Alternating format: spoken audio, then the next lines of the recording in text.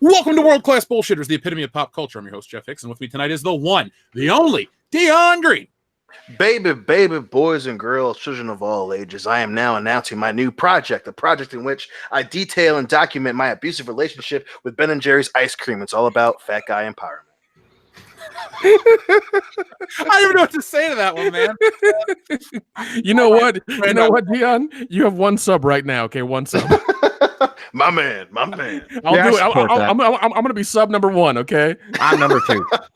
Well, that sort of son of a bitch in the background is the last standing Samoan, Big Rig Nick Utan. Oh man, so glad to be here tonight and discuss all the crazy shit that's been going on in the world over this last week. It's been nuts. I know, man. It's the sky's on fire. And then finally, American Ramrod Kendo Slice. Jesse Eisenberg sucks.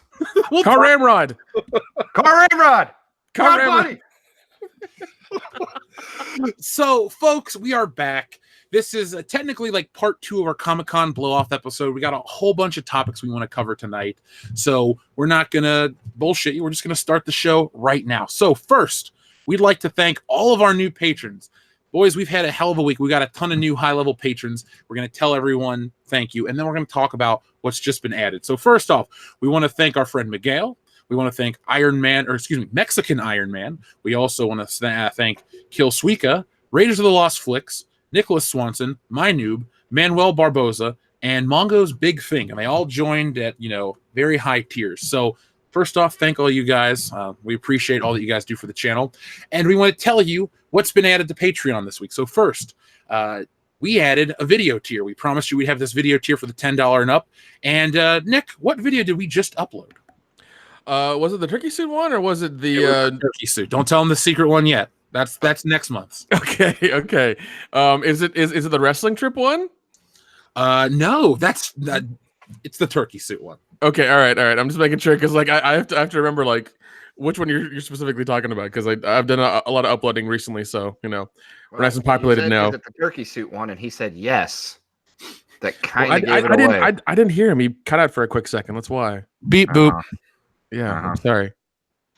But no, okay, that's good. Yeah, that one's the extended one that we did, and I love watching that one all the time because of just Dion just loves the turkey suit so much. It just plays it up so perfectly, and it's so awesome, especially when he goes by Billy Zane, and Billy Zane is just doesn't know what the hell's going on, but embraces the whole experience. He's like, you're not a jive turkey, are you? Oh god, dude, it's wonderful. It's so wonderful.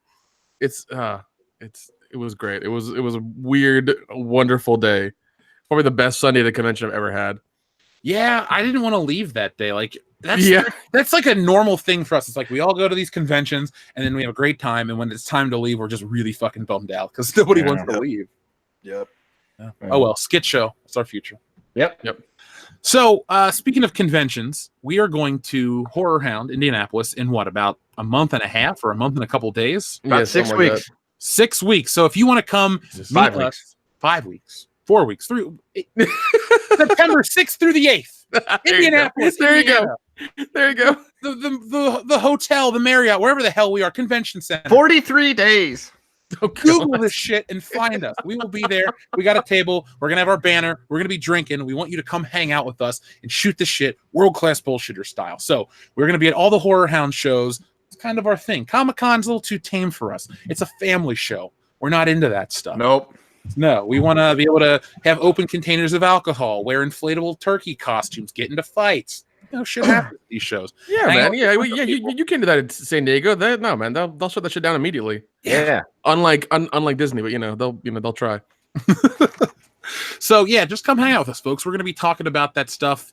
I might even have some giveaways and some special things I'm going to run by the guys soon.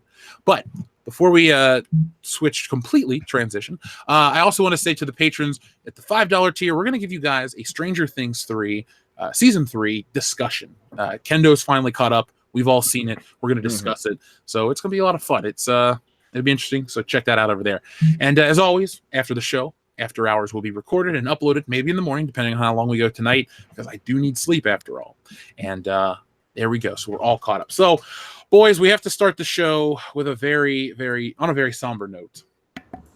Damn. Rutger Hauer has passed away. Oh, Oh, Rutger. Damn. It was awesome. Now, last week we had lost Rip Torn. This week, Rutger Hauer. And I found this image. I'm not going to upload it. I'm just going to read it because this is an audio podcast. But it says Rutger Hauer was in Blade Runner, and it was filmed in 1982. The movie was set in 2019, so he died the same year as his character, Roy Batty. Isn't that kind of weird? Oh, wow. Oh, That's... damn, dude. Oh, my God. It's kind of fucked up, actually. Yeah, that is. So, I mean, personally, my favorite Rutger Hauer performance would either be The Hitcher, or I really like him in Batman. I know that's kind of a small role he plays, but I really like the character and the way he kind of gets unceremoniously fired by Bruce Wayne. But Blade Runner is probably his most well-known role, at least to our community. What do you guys? What was your opinion on Rutger Hauer? I loved him. I thought he was great. I think obviously my favorite is Blade Runner. I love that. Obviously that final monologue of his right before he dies is fantastic. But there's a movie that he did with Ice-T called Surviving the Game that he's in. Mm-hmm. And he is fucking one of the best. Of any bad guys, he's one of the best. I mean, it's very an underrated performance. He's such a fucking dick in that movie, and obviously he makes Ice-T look like a good actor. So I fucking love that movie. You made me watch that in college because Ice Cube's like a hobo or something, and they're like hunting him. Yep. And then they go to some cottage in the fucking mountains, and it's Rutger Hauer and fucking Gary Busey. And oh my God, he wakes up one day, they make him take off running, and he has to kill them all one by one. And it's even Dr. fucking Cox is in that movie. So oh shit, doesn't he have a mustache? Yes, he's in everything, man. He's in everything, and he's just that's the part of his career where he was like yelling, and he yelled in a fashion where it made you think he was about to start crying. God, I love that goddamn movie. And I specifically remember I was like, you have to see this fucking movie. And I'm so glad you did. That was early when we would hang out and drink, and I was like, what is this? And then, like, I guess it was the alcohol. Back then, what was it? Toro Loco, shitty tequila, and Hawaiian Punch was you're like, dude, let me make you a drink. I'm like, okay, you either got diabetes or you got drunk. But we watched that movie, and right. it became good. It was like that, it helped us bond. So, folks, thank Rutger Hauer and Ice-T because they bonded beyond an ice friendship, and that is why this show's here for your entertainment tonight. Oh, man. Kendo, Nick, what were you guys' feelings or opinions on Rutger Hauer? I mean, it came out as a shock. I was just like, damn, dude. I thought, he was still, it was just weird. I was like, all of a sudden, Rutger Hauer was like, really? Damn, that's crazy. One movie I watched of his recently, even though it's an old one, was Nighthawks, 1981, with Sylvester Stallone and Billy D. Williams. I watched that recently, and that's a crazy, awesome, nice, like early 80s, like New York cop movie. It's fucking amazing. He plays like a psycho who keeps fucking with Sylvester Stallone's character the whole time, and he does such a good job in that movie, and it's so good. Another one that I really love of his that came out I guess 10 years ago. Let's see, I think it's I know the name is Hobo with a Shotgun. Oh, okay. Oh God, I love 2011. I love that movie. He was so awesome in that movie. The movie's crazy as shit. He did such a good job in that movie. I forgot he was in Sin City. Yep, he's in Sin City. He's the pastor. He's the what's his name? Father fucking Rourke. Right? Yeah. He's also in Buffy the Vampire Slayer, the original movie. Yep, he's the original. He's Dracula, right? Yep. Dr. Acula? Dr. Acula. Oh my God. Mr. Anderson. So, sorry. It's Hugo Weaving. Don't. We don't want him to die. No. Or Pierce Brosnan. Oh, definitely not that. No James Bonds. Kendo, any favorite Rutger Hauer moments? Aside from the ones that's already been listed, I really liked him in that movie with that guy that was in it last year. Oh, Navy SEALs. Oh. With Charlie Sheen and Michael Biehn? Yeah. Ooh. And the black dude from the Allstate commercials?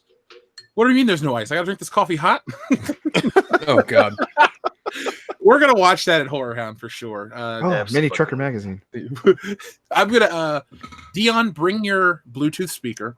I'll bring the tablet and a little kickstand for it, and we will have a Kevin Smith marathon with beer, lots of beer. Hey. Fucking A. We'll get later and finally give us our 100,000 subscriber special beer. Works for me. Now, speaking of subscribers, I would like to thank and welcome all the new subscribers. So we have had a fantastic week. The summer slump is over for this channel. We have gained over 1,500 subscribers since last Thursday, so that's awesome. We have tons and tons of new views, and we have a new outlook on life. So welcome to everybody, and if this is your first show, welcome, stick around. They get kind of crazy, especially when Dion has one too many to drink. Or when I drink a couple 6-packs and watch Spider-Man, and it gets really sloppy. Yeah, it was a fun time. Kendo, that was a fantastic idea on your part. Yeah, he's full of them, man. He's got a lot of good ones. Yeah. Do we want to announce our next one? I think we should. Yeah, okay, go for it. Dion, you need to be a part of this one. So clear your calendar. Folks, clear your calendar, because our next drunk commentary, drink along if you will, is going to be a little film. It came out this year. No one likes it. It's called Captain Marvel. Oh. Yeah, we're doing Captain Marvel. We're doing it drunk. We're doing it live. Count me in that one. Yeah, you're in that shit on that. Yeah, August 9th, 2 weeks from August tomorrow. 9th, 9 p.m. Eastern Standard Time here on this channel. Got to catch it live, or they go unlisted due to algorithm issues. But if you want to hear me get sloppy drunk, bitch about Brie Larson, that is your next and probably only opportunity to do so. Last time, though, it was a Spider-Man show. It was a lot of fun. Praise the movie. Love it. Great time. Kendo and I really got hit hard. So thank you to everyone who screwed us up. My Saturday was a nightmare. Yeah, because I didn't have any beer, so I was just going to go with the liquor drinks, and I did not expect us to get pounded as hard as we did by the super chats, and pound us they did. Dude, I was so drunk. I ate an industrial-sized bag of popcorn. Oh my god! I woke up the next morning. I'm like, what did I do? And then I ate like a somewhat healthy breakfast of like eggs and guacamole and all this stuff, and then I just laid in bed all day. I was just like, I am too old. I ate a box of macaroni and cheese, and then I woke up and went to work. That sounds horrible. It was. Didn't we check in on each other? Like, hey, you alive still? Yeah, there was a few times where we had to be like, I think one of us died. Nope, we're still both here. So that was a lot of fun. 2 weeks from now, August 9th, Captain Marvel. And next weekend, I will be hanging out with Gary of Nerdrotic. I almost called Nerdrotic a separate channel. So Gary, Mecha Random, the Midnight's Edge guys, Jesse Milestone, everybody that's out there. I'm going to be out there in that Vegas meet and greet. Gary convinced me a while ago, so I'm going to make that happen. So if you're in the area that Friday night, I will be available. But I'm leaving the next morning, so there you go. But are we ready to start the show? Yeah, I think so, boss. All right, housekeeping is out of the way. I like the housekeeping portion of the show, though. It's like how you can keep up with the channel properly. Like, social media is good. This is better. So, Dion, did I tell you what they revealed at Comic-Con? I don't think you did, sir. They have Hot Toys dolls of Val Kilmer and Chris O'Donnell as Batman and Robin. What? Yes, and it's Batman in the sonar suit and Robin in his final suit, and they look incredible. Oh my God damn it, I need it. I do too. I have Michael Keaton. He's very lonely, hanging out with Tobey Maguire's Spider-Man. This shelf needs an enema. Wait, I told myself I was going to hold off on Batman until I can find an affordable Michael Keaton one. But now that got the Kilmer now. Shit. Val Kilmer is very special to your family, so you should do this. That's right. Agreed. I can't jump on him. I need him in my life. Guilty pleasure. I like Batman Forever. It's not really that bad. I mean, I am not guilty about it at all. I fucking love Batman Forever, dude. One of my favorite moments ever on this podcast was when we were singing "Kiss from a Rose," and then I like faded in the real song. I really love that song. It's so good. It's fantastic. It's been on the radio ever since I was a kid, and I still listen, like every now and again it'll pop on. I'm just like, I know all the words, and it's really sad. If four of us are ever in a karaoke situation drunk, we're all doing that song together. Absolutely. That might happen at Horror Hound. Who knows? Yeah. Oh, dude, yeah, we should do that at Horror Just Hound. get a karaoke machine. We could just do it at the table. We'll just sing. Oh God. It'll be a channel expense. Who knows? Yeah. We'll barbershop style it. Yeah, maybe Seal will see the video and fly in and hang out with us.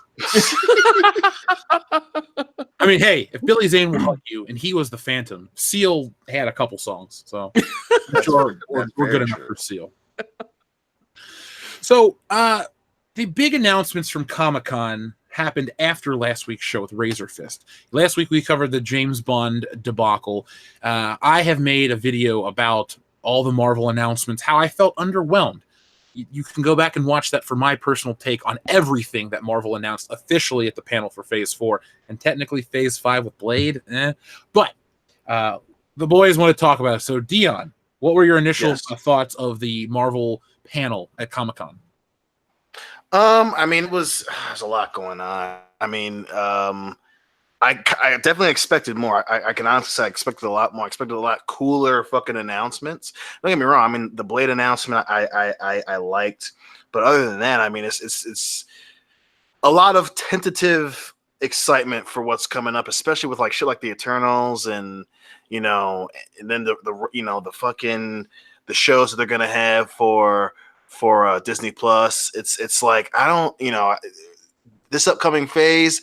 It's definitely apparent that the thrill is gone, to quote a beautiful blues song, but the thrill's fucking gone, man. And as cool as it is to see, Marvel continuing on after Endgame, especially with what they chose, the shows they chose to come out with, there's not going to be a culture defining moment or a blockbuster movie, and that's kind of depressing. But there's shit that I'll catch. I'm not overtly excited. I'm not gonna, go to any midnight premieres of this shit. But it definitely, it's they're gonna make some moolah, good for them. But yeah, it's very apparent that they don't have a very clear and cut plan to make the next Endgame. So. Well, what about the Blade announcement? Blade is one of your favorite superheroes, and Wesley Snipes is really the only Blade. Yes. How did you take that? Was it Mashahara Ali? Yep. One, he is one of my favorite. I just got my fucking Blade figure sitting on my shelf, staring at me right now. I definitely, in terms of people who love Blade, there's not a whole lot of people that read it, and the movie, everyone loved the movies, which is totally fine. But I was very depressed that Wesley wasn't going to be a part of it. That definitely kind of sucked. Monster balls. But then again, in terms of Ali being the guy that they chose, I was cool with it. I think that he's going to be a good. I think he'll play Blade very well. I mean, especially with his portrayal of Cottonmouth and Luke Cage. He was one of the best parts of the first half of that fucking show. A lot of he was great in Alita Battle Angel. So I am excited to see him take a shot at Blade. I mean, it's a lot better than fucking Michael Jordan or some shit like that. But Michael B. Jordan, sir. Son of Michael A. Jordan. Excuse me. Sorry. My mistake. Because you're getting the people thinking that he's, he retired from basketball 20 years ago. Now he's, breaking into the acting world. All those things. Right. He could do it if he wanted to. I believe in Michael Jordan. Yeah. And he would be Blade, and he'd be wearing Jordans. So I mean, it really comes full circle. 6.5 foot tall Blade. He just Can you imagine the cool kills where he's like jumping with his tongue hanging out of his mouth, like always fucking swinging that blade and just wham. The final boss is the bad boys from the Detroit Pistons. Yeah, like the end of the fucking movie. He's got to fight through him to get to Isaiah Thomas. Now, but yeah, I think he's a good choice. I'll at least check it out. We'll see how they do it. But I mean, I was, fuck, man, no Wesley definitely still sucks. Definitely sucks. Like I said in the video, I don't like the idea of a PG-13 Blade film. Right. I don't want it. It doesn't feel right for the character in those parameters. It's got to be gory as hell. It's vampires. It's the underworld. It's violent. If you make a PG-13 Blade film, you literally just make Underworld with a black dude, and those movies aren't that good. Nope. Blade has some meat to it. The first one especially, and you love the second one. But yeah. Blade's got a lot going on, and I'm not saying he's going to be the next Iron Man. He really shouldn't be. He should just kind of have his one-off movie, show up every once in a while, maybe a part of a crossover thing. But yeah, I would love to see Blade and Deadpool like movie. That'd be fucking awesome. Oh, where Blade barely speaks and Deadpool won't shut up, and like every hour he cuts his head off. He's like, yeah, he's cussing. Well, it's funny because like. Well, I mean, if it was Wesley Snipes, it would have been Wesley Snipes and Ryan Reynolds, which would have been even more hilarious, but it's not. So, but even then, That would be a one hell of a crossover that I would like pay money to see first night. That'd be awesome. Now, Nick, after the announcement, what were your thoughts on the MCU Phase 4? Well, I mean, like I'm done, as I've said before. Like I'm really done. And then like this shows me I'm just like, huh. Well, I guess I was right to leave and not really give a shit. I'm really upset about Black Widow getting her movie now because that's bullshit. You had her all the way through, and you chose to shoehorn in Captain Marvel in the 11th hour as your female lead, which is horrible. And you didn't do anything with Black Widow. Like I'm probably gonna go see Black Widow first night just to support her and the character, because she should have had the movie during phase 2 or during the beginning of phase 3. But no, they're gonna make it in phase 4. Just so horrible. Also, the title for Thor: Love and Thunder looks like a 70s porno. Yep. Yeah. I don't know what to do with that. Everything else I really don't care about. Like I don't know what the Eternals are. I don't really care. Everything else looks like it's a Disney Plus TV show, so I'm not gonna watch them. I'm not gonna give them my money because my money is going to other things that are way more fun and I like watching more. So I just don't care. Kendo. For starters, I think they should call it Phase 4 when shit starts to go south, because that's really what I got from looking at the lineup that they had coming up there. I'm like, so this is where it all starts to go to hell. Also, Dion and I are going to need the listeners to help us out. We need plenty of memes with Michael Jordan Blade. Yes, absolutely, 100%. So if you guys could get those fired up and start, sending them to @KendoSliceWCBS, @WorldClassBS on Twitter, that would be great. Yeah, I'll start retweeting them ASAP. Yeah, so we need those. But yeah, there was literally no title on there that grabbed my attention. Blade. I was like, oh, they're going to make a Blade movie. Oh, it's PG-13. Well, that's stupid. And then, yeah, the Black Widow movie. Why didn't it come out sooner? We needed it before, especially since, spoiler alert, she's dead.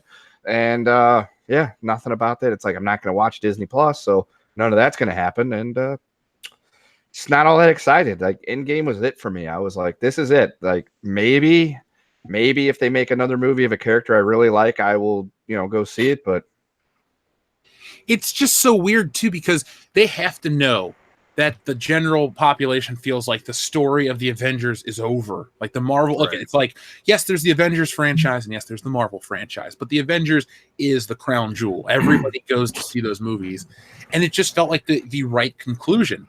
So you would think that they would put out a lineup of films that can't be missed. It's like the Eternals, like you said, I don't know who they are. I looked them up. They have race swapped and gender swapped every character, but because no one knows or cares about it, no one's bitching online. It's like Angelina Jolie's playing. Well, okay, and also the bitching online is I once again I love how everybody calls anybody bitches about Thor: Love and Thunder racist or sexist, but it's like Black Widow came out in the exact same announcement and nobody says shit about that. Yeah, because nobody said shit about that. Also, the fact that there's an announcement with George Miller about there being 2 more Mad Max movies with Furiosa or whatever, with that, which I'm fine with. I love that movie. I'm okay with that. Nobody said shit about that. That was real low key. But if you fuck up a character, there was rated R, man. I think Mad Max was rated R, but and Black Widow is a fucking killer. So it's and this kind of touches on. What Hill and I were talking about when we first got on the call was now we're at the point now where Marvel doesn't know what they want to do. And at least with the Avengers, it was obviously to make money, but it was, hey, we built this universe and it was for everyone. It was for the comic book fans. It was for the kids who love the idea of superheroes, not necessarily remembering who specific superheroes were. And it was for people who weren't really in the comic books, where it was an exciting fucking movie experience. Now that is essentially over, I mean, the high, everyone's coming down off that first hit of Avengers heroin. Now they don't know if they want to continue and make blockbusters. They don't know if they want to get into the streaming game, and they sure as hell don't know if they want to just make it for the kids or keep it for the hardcore fans. And that's super apparent with how they went with Captain Marvel over this goddamn outrage. bullshit, instead of sticking with a character who they created, they didn't create Black Widow, but she's in fucking Iron Man 2. She was one of the cornerstones of the fucking Marvel franchise, you chose Captain Marvel instead of fucking Black Widow. Now they got a backtrack, which I guarantee you they may have had an idea, but they weren't gonna. I guarantee they put it out because of the backlash where everyone's like, "Hey, what about Natasha Romanoff, yo?" I guarantee you that was the reason that they pushed that shit out, especially with the backlash to Captain Marvel. Yeah, and I do love that there is no Captain Marvel 2 in this lineup. It's not there. Yeah. That's what they fucking get, man. We're going to get multiple ones in Phase 5. We really don't know what the fuck to do. It's all just Captain Marvel. Captain Marvel 2, 3, 4, 5, 6, 7, and 8. Here's my thing. Oh, God. So, with the MCU, we had a groundwork. We knew where it was going to go. There was a plan. We're going to start here. We're going to go here. Well, what's the plan now? Is it just, we're just going to make a bunch of shit. People will pay for it just because it's comic book, and they will. What's the build up here? How are they going to top what they did the last time? There's really no way they can do that, is there? No, unless you were to get them back. Well, I think even if let's say hypothetically they never got them back, we have to do this new Avengers team. I guess you could have like Thor, Black Panther, which are cool. I consider those like A-list still Marvel characters. Maybe Black Panther's not our favorite on this channel, but he was awesome in Civil War. I will say that. You could maybe, I think everyone's waiting on the integration of the X-Men and the Fantastic Four, which is weird. I know I keep saying this across every live stream I'm on. I don't know why so many people are interested in the Fantastic Four, because you're not out there buying their books. They can't get a toy line. They have to sell their shit exclusively at Walgreens. I don't know why everyone keeps talking online like they're this big Fantastic Four fan. You're fucking not. If there was this demand for the Fantastic Four like a couple people claim they are, they would have more. There would be more Fantastic Four. But it's not. So it's kind of an odd thing that they're waiting on. But I feel like that with X-Men is going to be like the next big thing people build to. And maybe we'll get Galactus and Silver Surfer. And maybe Marvel will have a better space franchise than Guardians, which is great. I'm not knocking it. But Captain Marvel sucks, and that's a space franchise. So you need something to bounce off that. Because you're going multi-dimensional, you're going multiple Earths, you're going into space. Sounds cool in theory, but is Marvel going to be able to replicate that? Because realistically, from day one with Iron Man, we knew we're going to the Avengers. Then from the Avengers, we knew we were going to Thanos. And from 2012 to 2019, that 7-year gap, we had all those movies. We knew where it was going. We were excited. Do you remember going to see Black Panther, and as soon as the movie was over, you knew Infinity War was just a few short weeks away? Yes. Yeah. That was fucking nuts. And that's why I don't think that they can recreate that. There will be excitement for X-Men and Fantastic Four. I get the Fantastic Four thing in terms of them wanting to sell it. Like I said, you say the word family and money together in the same sentence, and most movie executives are going to cream in their pants right fucking there. That's very true. I understand their desire to push Fantastic Four. And obviously, if anything that 20th Century Fox did right, it was fuck up Dark Phoenix and give Marvel all the leverage in the fucking world. That all being said, you can't recreate that feeling of, oh shit, we're gonna get the Avengers. Even if they do, have a first X-Men movie and they come out with a great Fantastic Four movie in Phase 5, and they lead to some kind of great threat, whether it be Galactus or someone else. They've burnt that out. They've exhausted it, especially with those two franchises having such bad fucking movies. So even if they get it right, no one's going to be excited, because at least half of everyone's going to be like, well, they might fuck this up. That the other movies have been fucked up. You can't recreate that out of the blue excitement that everyone got when Sam Jackson comes out of the fucking shadows to talk to Robert Downey Jr. You can't recreate. It's kind of like, with the crazy fanfare that The Matrix had right when it came out, and then there was that slew of that weird science fiction philosophy shit that kind of came out. You can't recreate. There hasn't been anything like The Matrix since. And it's I just think that this was the one-off. Endgame and Infinity War was the fucking huge nut that we all deserved as movie fans and comic book fans, and now it's the race to the next thing. Do you think DC has a chance to not make more money than the MCU because it's what, 20-something billion dollars. That's ridiculous to think that a couple movies are going to do that. But do you think they have the chance to become more visible in the public eye, where the people are more focused and excited for their films? I do. Yes, I do. Hey, Pagan, what's up, man? Yeah, because you got two legacy characters with Batman and Superman. If they do them correctly and take the time to do them and not pump them out like Marvel did, I think what's going to have to happen with them is they're going to have to take 2 years per movie and like put one, or at the very most 2 out a year, but only once in a while, and make it real slow. Make it real slow. Make us wait. Have the build up. Don't all of a sudden do the thing that Marvel did where it's like every year 2 and 3 movies coming out and we're going to build this whole universe. No. Do it slowly, make your movies, make sure they're good, make sure everybody likes them, and then go on to the next one. Yeah, have a plan. Get your collective shit together and have a plan. Say, here's where we're at. Here's where we want to go. How do we get there? And what do we need to get there? Not, shit, Marvel's doing really good. Let's have a 2-year build to the Justice League and put out 12 movies. No, that's not going to work. Right. We tried that, and it was a disaster. Yeah, and I also think that they have a chance because Marvel doesn't know what they're gonna do, and we're at that phase now.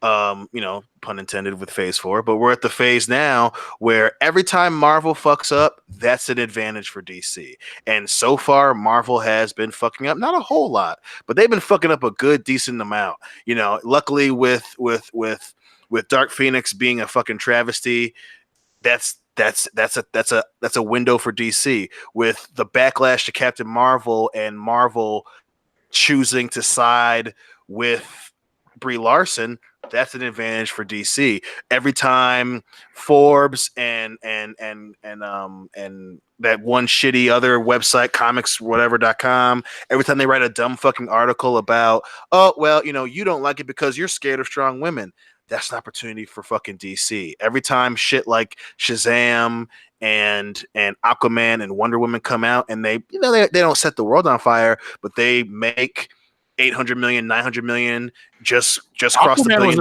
mark. $1 billion mark, yeah. That's a fucking window for them. I mean, it took them like Kendo said, it took them a long time to figure that shit out.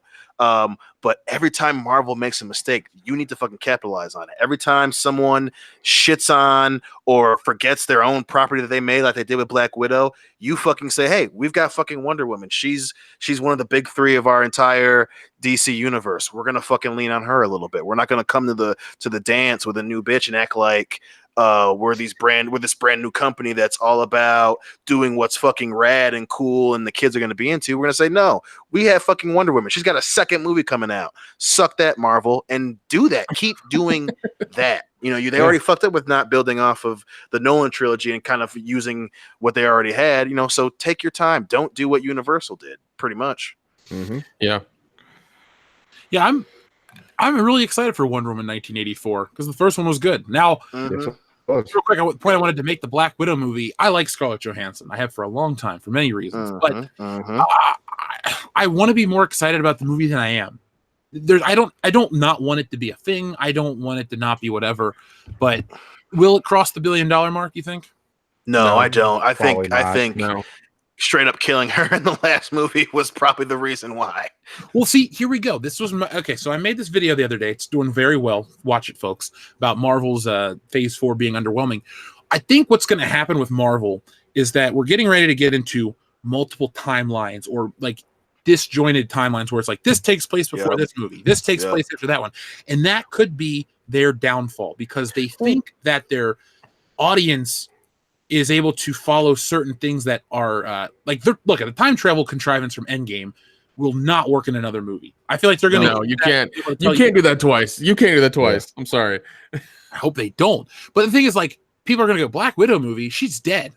Okay, but this one takes place before that. Then what's gonna say they don't do like, oh well, this Iron Man movie took place before he died, and this and that, and you just get this mess. Everything was nice when it was just one linear timeline, and we were just moving towards one thing. This isn't a comic book. Comic books have resets. Okay, Crisis on Infinite Earths at DC. We had House of M was an alternate reality thing, so that doesn't count. But we have these crossover or these big reboots and resets, these renumberings, if you will. I don't think the MCU could ever afford to do that. Do you? I think it depends. If you did it kind of like how they did Logan. You know, one of the few bright spots where it's just kind of it's an offset, but you don't have too many ties to it, and you don't get too goddamn complicated. If you did it like that, where it's just the one movie, they don't have any sequels, it's just a cool story with a cool character, then I think. But again, you know, once you start, oh, well, he's in this universe and he's doing that, but he's going to come over into this front, that's when shit's going to get fucking weird. You have to be, you know, like we keep saying, very specific and very careful and willing to just have throwaway films. Yeah, definitely. Yeah. When you make shit too complicated, you get everybody going, what the fuck? Right. And it's, you know, and that's why I fucking generally dislike time travel storylines, you know, even for comic books, but you know, because again, you know, it's dangerous to be using time travel and not know where you want to go with the franchise. So that's, like you said, I'm with you 100%, man. I'm worried as fuck about that. But again, you have to be very specific. I mean, I'm hoping that, you know, maybe Black, you know, because I think they said it's going to be a prequel for Black Widow, but if you do something else, if you're going to use the time thing, just do the one movie, man. You know, don't get fucking crazy. Don't start having her, oh, well, she's going to find out about her dying in the fucking MCU universe, and then she's going to fucking find a way to use it. It's like, no, don't do that. Don't fuck with it. I hope it's not that. I hope it's not about that thing that her and Hawkeye always talked about. I hope it's that movie. That's the rumor that's going to be in Budapest. So if it's that, I'll be real happy. It's like, all right, cool. We're going to go over that story. That's good. Right. It's you gotta be careful, man. It's a they're in a very sensitive place right now. They're like a young Luke Skywalker, you know, very susceptible to the dark side with this shit. I will be okay with the time travel element if they do something where they go back in time and Thanos is still alive and he's back and he has his own pleasure palace and a helicopter. Yeah. Then I'll be like, you know what? I'm all in. Time travel away, boys. So Grimace getting laid. Here's a question / concern I have. So everyone, and by everyone, I just mean people that write for these blogs and these websites, always talk about passing the mantle off. Like all these characters can be passed down to other actors, which isn't the case. You know, maybe you have like Dick Grayson pick it up for Bruce Wayne for a small period of time, but at the end of the day, Bruce Wayne comes back because that's your moneymaker. Do you think we're about to go down the path where Marvel starts just, we have a new Black Widow, we have new this, we have new that? Like, branding works for a while, but it's like Robert Downey Jr. is why there's money. I think they're going to try it with Captain America. I think they're going to try it with that and see how that goes. They're probably going to pass off the Captain America mantle to Falcon. Mm-hmm. They're probably going to do that and see how that goes. But like, I mean, once again, I'm out. I don't care. I'm not going to watch the show. So it'll be a show, and they're going to kind of like test the waters with that. That'd be smart. But if they try to pass the mantle too much, you know, and make like Riri Wilson or whatever the heck it is with Iron Man or anything like that, like it's going to be really awkward and really a pain in the ass to try to explain that and just kind of be like, oh, where do these characters come from? And they're new, and and they're going to have to spend another 10 years building them up again and doing another Avengers movie. Like it'd just be really strange and really like strenuous, because I don't want to watch another 10 years of like new characters to come up and like do the exact same shit over again and just make, you know, the Avengers. I don't want to watch that. We didn't even get to be tired of these characters yet. No. Like, I was burnt out on some of the XMen shit. I was burnt out. Oh, well, I mean, they really, like, God, by that third one, I was done. I was like, all right, cool. And then they came out with so many more. I'm like, holy shit, why? Why are you doing this? The thing is, it's like, I wasn't, you know, we've only been with, it's been like, you know, 11 years with Robert Downey Jr. as Iron Man, but it's like 7 times. Not that much. It's not like, you know, I feel like he had a couple more movies in him, a couple more stories. Mm-hmm. Yeah. But we never got that. Oh, well. I'm not going to sit and bitch about like, oh, it should have been more. I just, with him at least, but there's more Captain America to tell, especially in the I mean today. Yeah, no, there is, and but I mean, I think that's what they're going to try to do with the show. They're going to try to pass down the shield to the Falcon and see how that goes. Yeah, I was going to say that's them testing the waters. If it works, then they're going to say, oh well, it'll happen with everything, man. Yeah. Well, now we have a new Iron Man, but it's a woman, but it's a guy too. He's trans and he's black. No, wait, he's Asian. I will say that I'm most interested of all the announcements, I think, for that show because Bucky and Sam have great chemistry, and I really like those characters. Remember, Dion, even before Kendo was on the show, when we were going to see Civil War, I kept saying, dude, I wonder how Bucky and Falcon are going to interact with each other. Yeah. Falcon's now Captain America's new best friend type of thing. And it worked, and I loved it. I feel like that was a missed opportunity in Infinity War / Endgame. Like they weren't together. There's more to the story for them. That's why this show to me is justified. Its existence is justified. But I mean, WandaVision, not really interested. No thanks. Wait, hold on. Wanda Sykes is getting her own Disney Plus show. What happened? Yeah, dude, they're just they're going for all the diversity points. That will be canceled so quick. She was not even fucking funny ever. No. I mean, I did the one. I remember when she had the Wanda Sykes show on Fox, and it lasted like 4 episodes. Yep. And it's just like we get it. You know, you're gay and you talk to white people. Like, okay, new joke, please. You know, fuck. God, she was okay in Clerks too. Oh yeah, she was in that movie. Yeah. Did you see Aziz Ansari's Netflix thing? Hell no. Yeah, I try to avoid it if it even exists. Holy shit! Because I wanted to watch it because of the whole thing that happened with him last year. Oh my god, it's a very sobering thing because he's completely changed and he's very aware of that, and it was just really it's a really awkward thing to watch.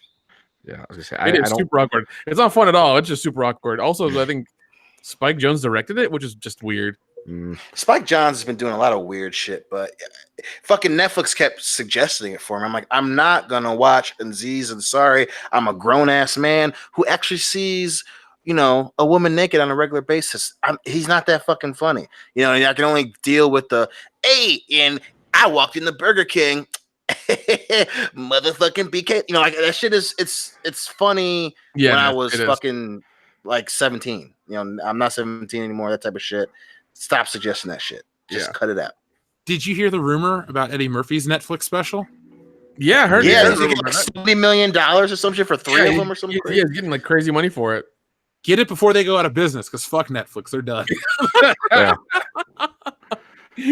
hope that happens. I hope the trick clears. The show goes out, but then Netflix goes under. Shit, they gonna borrow another couple $1 billion to pay that goddamn shit off. I just wonder what Eddie Murphy we're gonna get. That's what I want to know. For $70 million, we're going to get 1987 Eddie Murphy. That's the Eddie Murphy I want. God, I hope so. Because if he comes back and he's that fucking good, his career is going to pick right back up, and he's going to make great films until he dies. I mean, well, yeah. If people are ranting and raving about his comedy special, Beverly Hills Cop 4 is going to get made real quick. Don't say those words, because that needs to happen now. And Hollywood, if you're listening, 17. I need this movie, Rob. Hollywood, if you're listening, for the love of God, get Jeff Hicks get him in the boardroom to talk about that shit and make a good story. Make it happen. Dion, we'll write it together. Damn right, man. It needs to be written together and be fucking awesome. You need to go to Miami. Don't go back to Brandon T. Jackson. Yeah. No, he needs to go to Miami and then meet up with Crockett and Tubbs. Okay. Don't tell my comic book idea. I'm gonna die over here. It's the greatest concept ever. Yeah. I'll make it for us. There'll be 6 copies printed.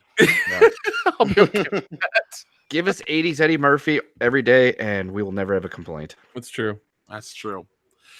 So let's read some super chats. Dr. Coffindale says, "Bad Bond number 15. The squeaky wheel gets the kill."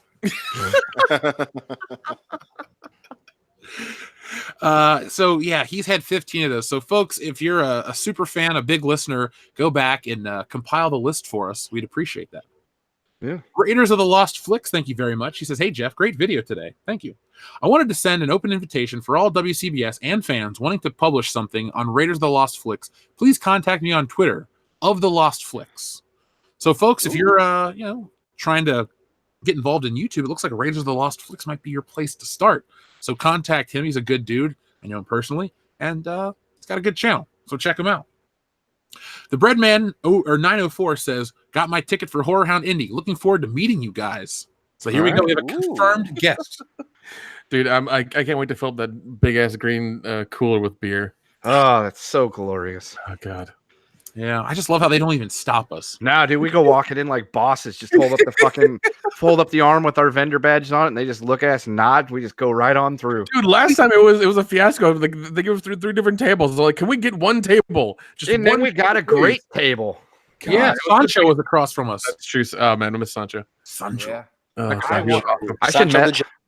I should message him and see if he's going to be at that one because I messaged him before Cincinnati. I was like, "Hey man, you going to be at Horror Hound?" He's like, "No, I ain't making it this time." I'm like, "Damn, okay." Yeah, message him for Indy and see if he's gonna be there. Yeah, I follow him on Instagram, so I can send him a thing on the gram and be like, "Yo, Sancho, you coming to Indy for Horror Hound?" I'll do it right now. Awesome. Do it. Find out. See if we can get the confirmation of Sancho.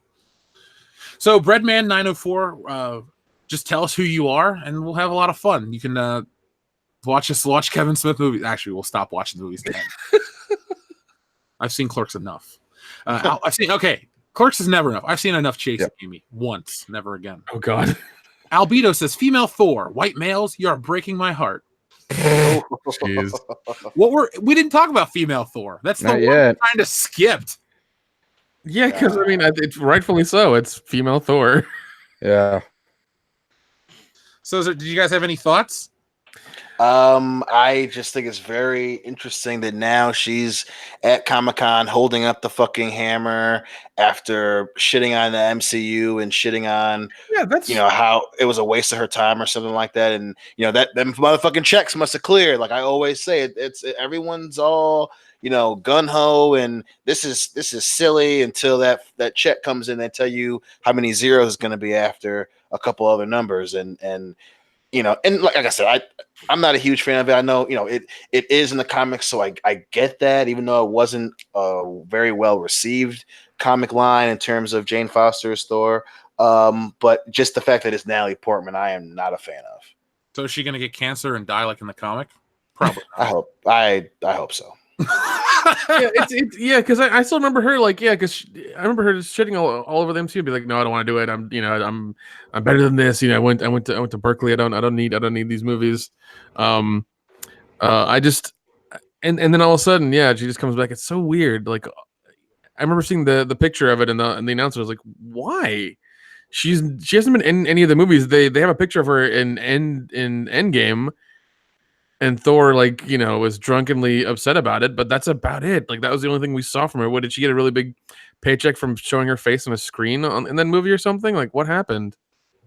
It is an odd choice. I feel like she was written out of the story perfectly in Age of Ultron, and that's it. We don't really need any more Jane. Yeah. It was just strange, and all of a sudden she's back now, and I'm with Dion. Yeah, that big ass check must have cleared, or she must have got the suitcase full of hundreds and just fucking, well, everybody's an idealist until that check comes in, and you go, that's true, you know what? That's true. I'm going to build my new house.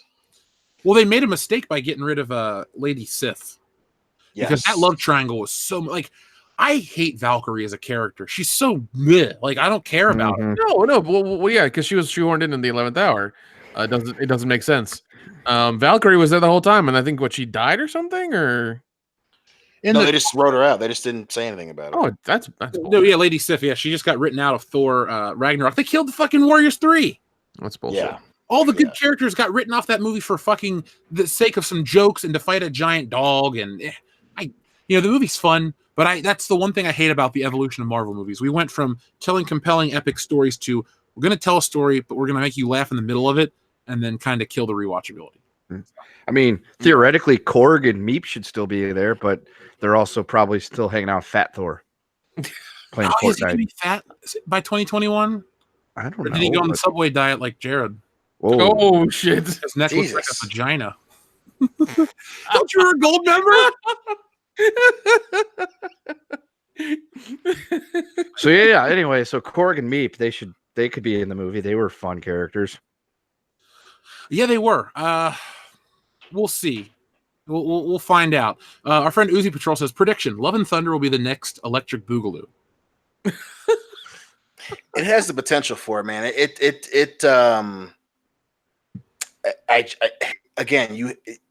When you're doing shit just to get on the cover of Vanity Square, whatever that fucking magazine is. Thank you, Vanity Square. I'll call it Vanity Square because that's a lot more interesting name. But when you do things to get on Vanity Square, you forget to write a good movie, and especially, of course, all the fucking media outlets took the bait.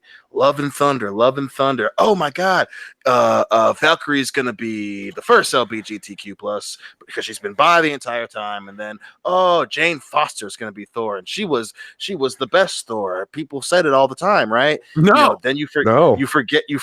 You say crazy shit like that, and then you forget to write a good story. So it really does have the possibility of being Electric Boogaloo, man, especially when you have someone who did the Dark World and then shat all over it. So it's a dangerous game you play with that shit. And if it were to turn out like Electric Boogaloo, I would not be surprised because hey, you want it to be the cool kids, you want to follow the fads instead of hiring someone to write a good fucking script. Well, I just hope it doesn't go the way of Captain Marvel, where it's like they start campaigning for it, and somehow, even though the theaters are empty, it makes $1 billion, and Rotten Tomatoes goes to shit because of it again, and this whole crazy thing happens with it. It's like if that happens again, I'm just gonna be like, you know what, I'm out. I'm sorry, I can't do this. Fuck it.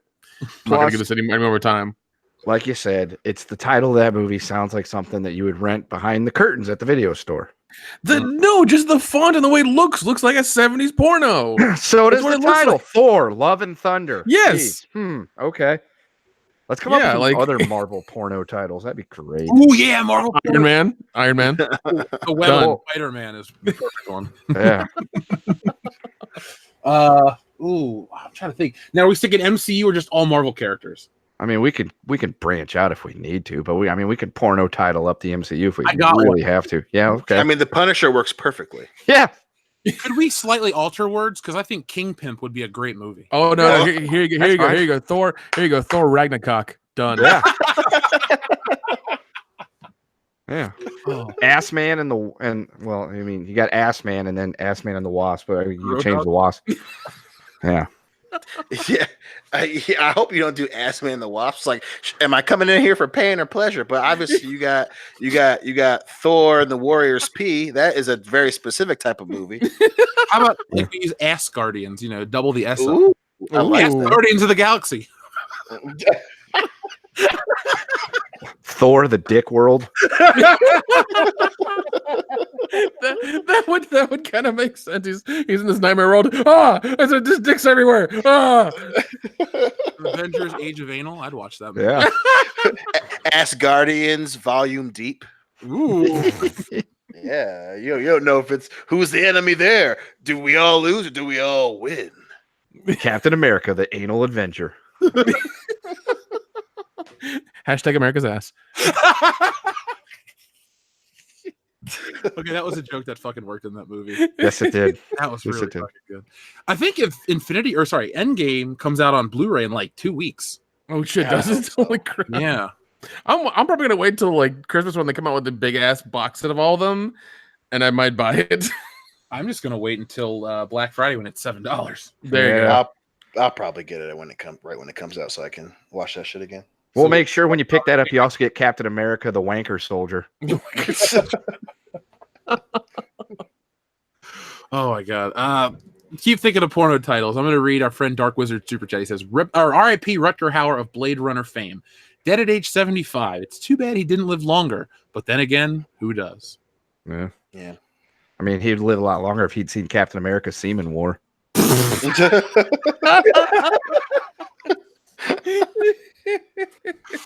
Damn, Kendo, this is your episode. I try. Brandon King says, "I seen Indy 4 in theaters. My first Indiana Jones." Oh, God. I'm sorry. Brandon, Ooh. I saw it in theaters. It was the Get first the time I saw it in bleach. theaters, but it is my least favorite Indiana Jones film. It's everyone's least favorite Indiana Jones. That's true. If you say Temple of Doom, well, I mean, part 5's coming out. That might be your new least favorite Indiana Jones film. I don't know. I have faith that it can't be worse than part 4. Shia LaBeouf, CGI monkeys, gophers, George Lucas indulging himself with his fucking car racing. No, I bet you 5. You're forgetting nuclear blast in the refrigerator. Yeah. I don't hate that part of the movie. I have other problems with the movie.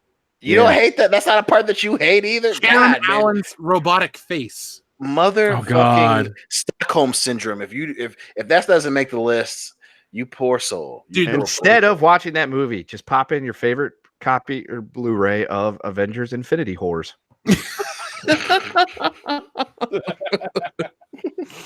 Glad I got 2 copies. God, that must be Thanos' love palace. 2 chicks at the same time, man. Yeah, that's what'll happen when you go back in time and to Thanos' pleasure palace. 2 chicks, 1 Infinity Stone. That's right. 2 chicks, 1 gauntlet.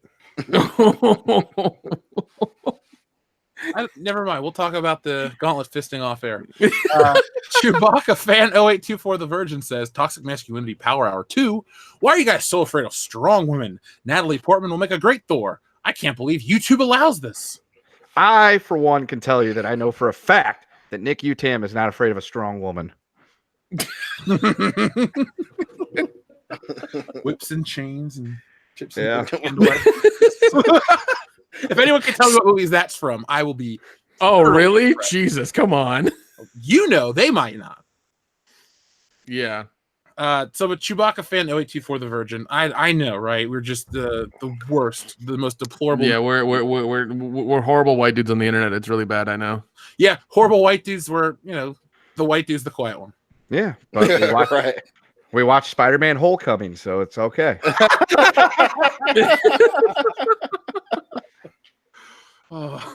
Salvador says, God damn. I got a belly full of Jack in the Box. Shark Week starts on Sunday, and you lay this stream on me with Patreon news? This deal's getting better all the time. Yeah, it is. Yeah, Salvador, you're going to get all the content. And I think we should... Nick, should we be generous and upload the... it's not uploaded, but like make available the next one at the beginning of the month instead of making them wait till the end of each month? Yeah, man. I'm down with that. So I guess we can announce it. It's going to be our... That's like an hour-and-a-half video, isn't it, too? The $1 million butt.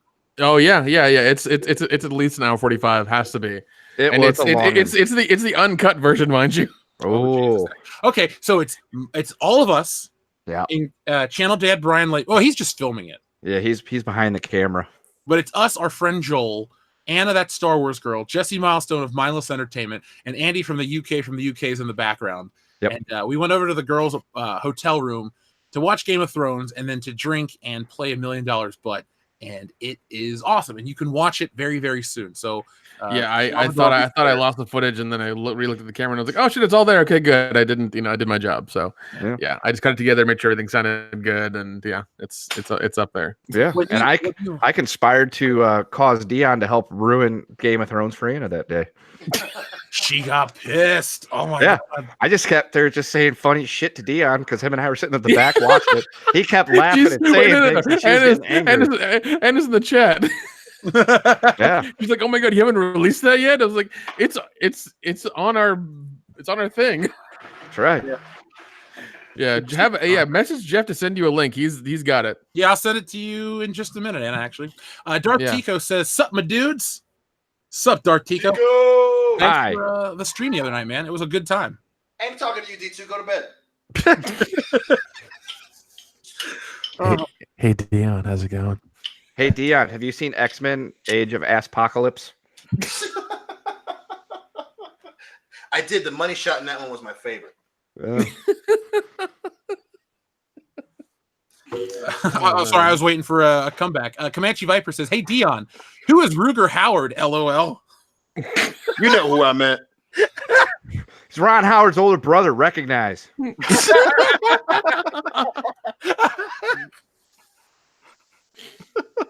God. He's the brother of the family. He was adopted. Yeah. I prefer Ron Howard Johnson. Rutger Howard Johnson. Yeah, he was on 2 episodes of Happy Days. JSP says Rutger Hauer would have been the perfect Magneto.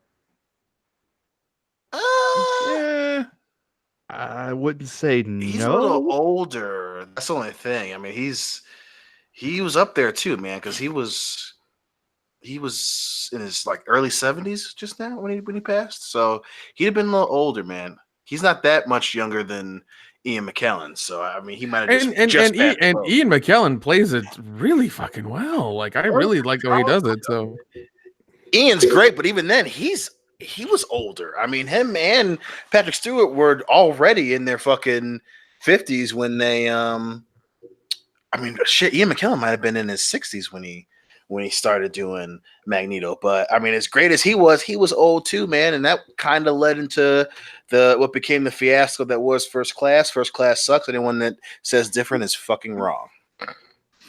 Ian McKellen is 80 years old. God damn, yeah, dude. He's 80 years old. Yeah, he was already old for Magneto then. I don't think we want to make that mistake again, man. Well, here's the thing. I've been watching X-Men the animated series. I'm okay with Magneto has to be old, but give us like that Magneto that's like still in really good shape with the cool white mullet, like Jim Lee would draw him. I want to see that on film. I mean, it's just tough as a movie because in the comic books it works out because he was in the Holocaust, so it made sense, especially in the 80s and in the 90s, especially during the animated series. But wasn't the Holocaust thing kind of like was that always there? I thought that was a movie thing that they added. No, I want to say it was old. I think at least I think they'd be brought up in the animated series. I have to watch it through again, but I want to say it's at least been there since we were kids. Yeah, and I think that shit. Now you got me second guessing that shit. But he did just sign on to do a movie. He's gonna do Ian McKellen. Yeah, he's gonna do Fantastic Four: Rise of the Silver Phallus. Oh god, because he's old and shit. They're gonna have to give him Blue Chew in liquid form. That's right. No, Blue Chew is a chewable. He's still got teeth. No, Magneto just has like whatever kind of liquid metal, and he just uses his powers, and it's never soft. There you go.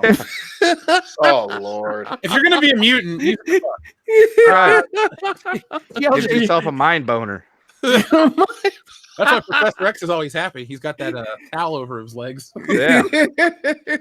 He's always riding around with a giant fucking hard on, and nobody notices. Oh God. Deadpool tried to sit in his lap. He's like, no, it's a bad idea. You don't want this, Deadpool. Well, that's another thing that's gonna piss me off. Is like, there's not gonna be like a Deadpool 3. If there is, it's gonna be neutered or anything. So that's gonna suck too, man. Yeah. Plus, I mean, Xavier, he gives the whole idea of mind fuck a totally different meaning.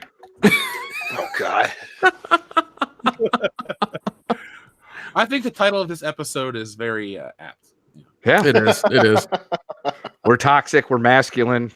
It's power. It's been an hour so far. That's right. Coming at you. TLJ Screwjob says best Bond actor / Bond, i.e. Pierce Brosnan is the best actor, but X was more believable. Captured the spirit of Bond better. Hopefully you know what I mean. Okay, so I will say I think Daniel Craig is probably the best actor outside of his roles, but he's not the best James Bond. No, not even close. Yeah, I'll give you that. I've seen a lot of his other stuff, and he's really good. But yeah, him as Bond is. I've never liked him as Bond ever since I showed him and says, "Oh, there's a new Bond." I was like, "Really? That guy? Come on." I mean, I like him as Bond. But I can wholeheartely, objectively be like, no, he's not close to the best Bond. Like I said, as much as I like him, that motherfucker is, the whole angry son thing. It gets old real quick.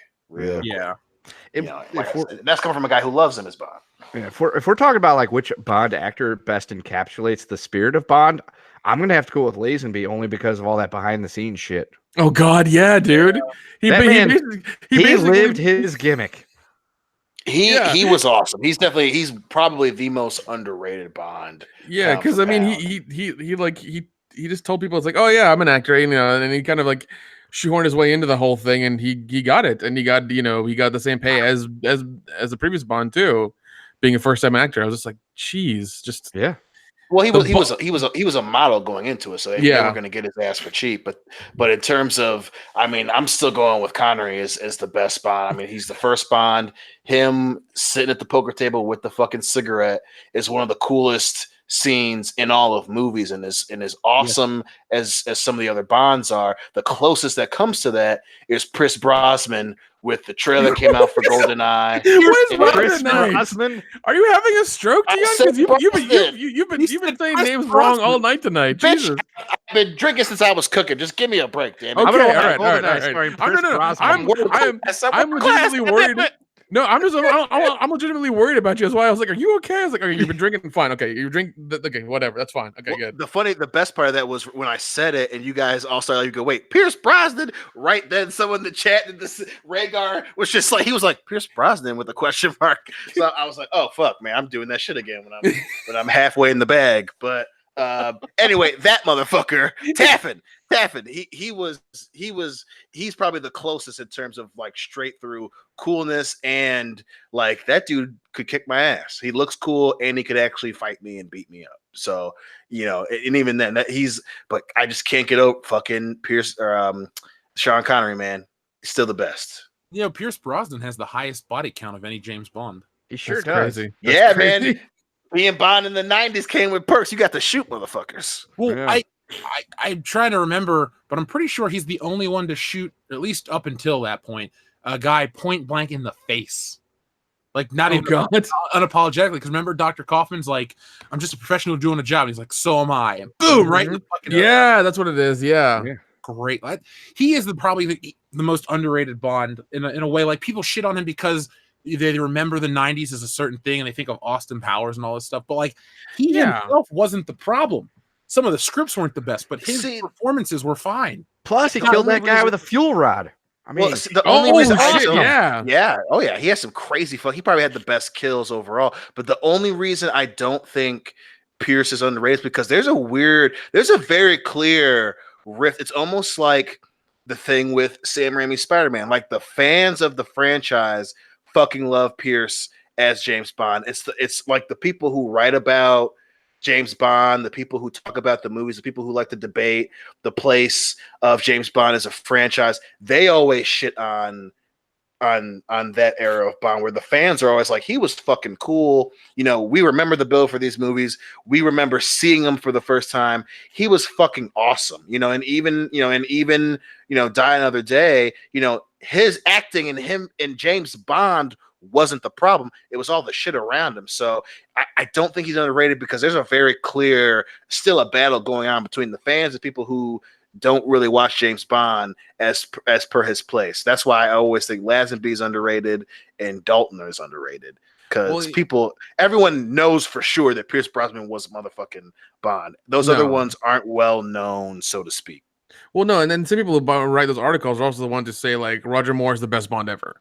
Right. it's like, what? Oh yeah, of course they're incorrect. Yeah, because he's because like by the last one you can see he's really old and he just doesn't want to fight anymore or do his karate chops anymore. He's just like, can I get a summon to do this? All right, cool. They're judo chops. I'm glad you acknowledge that he can't throw a punch to save his damn life. Well, especially like people forget that it was specifically the Roger Moore Bond that Austin Powers was parroting. Like, specifically, it was Roger Moore. Oh yeah, because he's the one who had like the nicest suits and always looked really good and things like that. Like that's obviously what he was parroting. Like, he had 70, like, of all the Bonds, the good ones transcend their time periods. Motherfucking Roger Moore will never be the best Bond, because that motherfucker was a product of the 70s. Like, that's true. And like, there ain't nothing in the 70s that's cool today. Like the hairstyle and like even when they got into the 80s, you had that weird 70s 80s thing going on with the fucking like the digital watch that fucking Bonds were in a fucking digital watch. Yeah, and he went from a fucking Rolex. Too big. Yeah, and his suits were either too big, too small, or like shit, that's true. The jacket would be, the blazer would be too small, and the pants would be too big. Like, it was always like some weird shit like that. And then you have the fucking random fucking country bumpkin fucking cop in there, and it's like, J.W. Pepper. Yeah, J.W. Pepper. I remember you, boy. Like, fucking what? You're a secret agent from England. God. English secret agent from England. Oh god.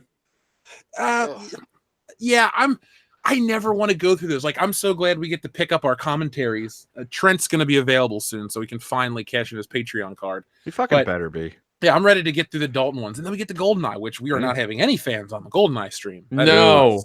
Because I'm watching The Living Daylights right now, and it's so great. I have Star Trek The Next Generation on. It's a shitty episode. It's got Wesley Crusher in it. Yeah, he's fleeing through Morocco. They just pretended to kill John Rhys Davies. It's great.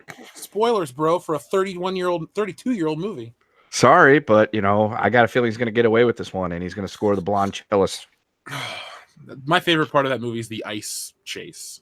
Yeah, that was really cool. I do like the sledding down the hill though with the cello case. I always thought that. I always found that to be hilarious. Crazy.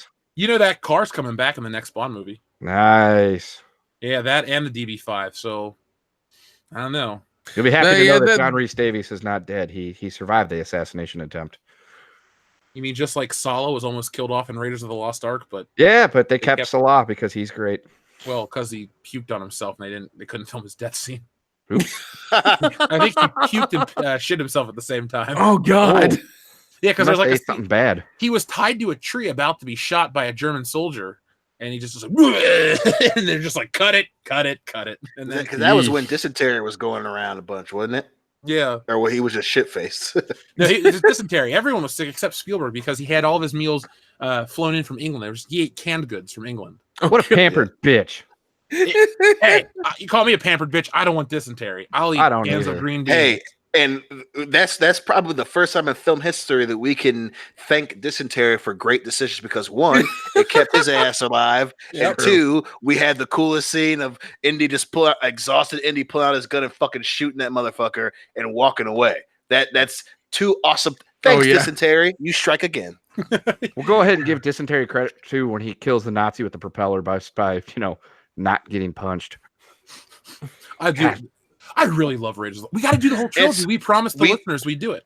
Hillary and I just watched it. And we were fucking going on and on about how we had to watch it for the show. But also, which one is worse? Is it the no punch into the propeller, or is it the flag into the spoke of the motorcycle and it fucking jumps in the air 20 feet and does a flip? They're both great. That one's pretty great. But the propeller, the guy is spattered on a fucking flying wing. Yeah, it's true. You can't get away with that in movies anymore. No. No. There's also the guy who gets run over by the car, and you see his like head and arms come up. Arms come up. Yeah. How hokey that looked. Oh my God. But I still laugh at that. It's wonderful. It's a great effect, but it's practical effects, baby. It is hilarious as hell. Raiders of the Lost Ark is a very violent movie. Yes, it is. Dude, that's why every time people, that's why Indiana Jones 4 didn't do well because it was always meant for kids. Like, have you watched the fucking movies, guy? Yeah. Have you watched it? Not only do you see dudes get cut up, there's a monkey gets fucking poisoned and he just fucking lays there fucking dead. Like that. Yeah. Like that shit was dark. Motherfuckers get their hearts ripped out of their chest. Indy shoots people in the head in that one, and that's the there's blood. Like every shot in that movie is blood. Other ones, they just kind of fall over. And then there's the medallion got burned into the what's his name's hand. And you just hear sizzling flesh and him just going, and that's melting faces. Obviously, that did they not see the Ark of the Covenant opening? What happened then? Or when fucking Molaram rips that dude's heart out. Yeah, but I don't consider gets ripped up by gators. Come on. Yeah. Oh yeah. Damn, dude. Yeah, I forgot about that. You see a gator doing a death roll. Yes, you do. Yes, you do. But you're like, that's supposed to be a dude getting death rolled on top of other crazy gators. What the fuck? But yeah, you're right. That's a kid's movie. Well, I just don't know why people always say Temple of Doom's the dark one when Raiders is the more violent one. Seriously. I think more violent. Yeah. I think we just blame the child slavery and the Kalima. Shut you down. That's right. Those should die. And then you have a child fight scene, which is still hilarious to this day. And voodoo. Yeah, that's true. Nick, we got to make that commentary trilogy happen. October. Sure. Definitely November. So we got to do it this year. We'll just sit down on an afternoon. We're doing it tomorrow. Fuck, don't say shit like that. I can make it happen. Damn, I know. Let's not. But we got to do all three back to back. Yeah, with booze involved. That's of course. We'll just pick a Saturday or Sunday, and the four of us will sit down. We'll play case race and watch 6 hours of Indiana Jones. Like that's a problem. No, I know it's not a problem. I just wanted to make it sound like it was more. Well, okay, I can't make it sound like it's going to be more epic than it is because it's going to be fucking epic. But still, we got right off into the sunset. Yeah. McKinney90, thank you very much. He says Captain Manverse will be the only pre-Endgame MCU film I refuse to watch. But if it means willing to look at that stump of wood for 2 hours with the BS crew, then I'll take the jump into the abyss. McKinney90 is a super fan. He's the fucking man. And he's lying. He would 100% watch that multiple times if it was with us every time. Yeah. It is. It is going to be August 9th at 9 9 p.m. Eastern, we are going to watch Captain Marvel. We're going to get drunk watching it. So, God. put that in your calendars. It's going to happen. It's going to be fun. Yeah, tell your Google calendars to save the date. That's right. Get your BlackBerries out and put it in your organizer. Oh. You know, Dan used to have one of those until about 2015. I'm not surprised at all, especially since he can't fucking drive. He had in other words, he owned the last BlackBerry.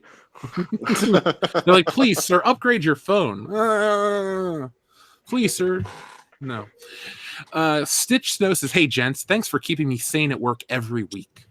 You're welcome. No problem, man. You are welcome. I'm glad you have a job where you can listen to us scream about pop culture. Klaus Doric says, WCBS theme park, and you each have a section to yourselves. What would each section's themes be? Food type and mascots. Oh, this is a great question. Damn, dude. Damn, all right, bro. I want barbecue in my section. Oh, you bastard. Okay, all right. No. I'll one up you. Korean barbecue in my section. No, you get German food. Hey, Nick's House of Strudel. yes. House of Strudel. I mean, okay, fine. German breakfast food. Ew, hard-boiled eggs and bread. Yeah, fine, whatever. And no. Fuck? No, there's a Waffle House in my section. There you go. A Waffle House, just a Waffle House, not a German, not a specific, just a whatever Waffle House you can fucking find in whatever city our apartment and our fucking theme park is in. Just bring that motherfucker. Hey boy, you ever pay $28 for some hash browns at Waffle House? Come to our No. theme park and do it. I want them smothered and covered. That's an extra $28. Okay. What is this? What is this theme park owned by Disney? What are you doing? Yes. Okay, so if we're gonna have our own theme park, I do call barbecue. I guess I want a haunted theme ride, because when I was a kid at Kings Island, there was a thing called Phantom Theater, and you just walked through a line. There were animatronics, and like each section was like it was like a movie theater or movie studio that was like everyone died in a fire, and so their ghosts haunt this theater.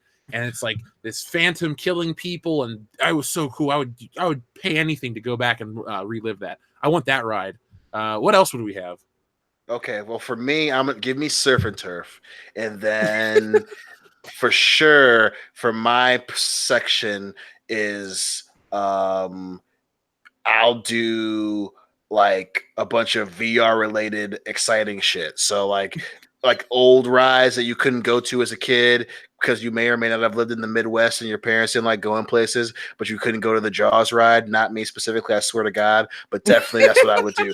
Like I'd have like the Jaws ride there. I'd have the Mummy ride, even though I just went with Hill, but the fucking seats were too big. And so I make the rides where adults can fucking go in there, and it's only adult themed, which means no fucking kids can go on these rides because there's gonna be cursing, and there's gonna be like you'll be in the VR ride, and it'll be like Fast and Furious, but instead of like water hitting you, it'll be a dude getting shot in the head, and when the water hits you, you think it's brain matter. Nice. So my section would be called Publand. And so it would just be, you'd walk down the section there and it'd just be bars galore. And then the main rides focus would be go-karts, bumper cars. I thought you were going to say Uber rides home. No, I mean, you can get those too, but just think you could do like the whole pub crawl thing and then go race go-karts and bumper cars, and it's going to be a sloppy mess, and it's going to be awesome. I say somebody dies within the first month at your Publand theme park. If somebody doesn't die within the first week, point.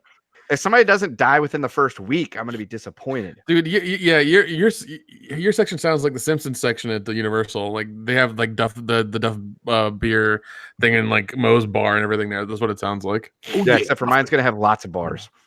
They're all going to be themed. Like you can go to a Samoan pub or a British pub or a Samoan pub.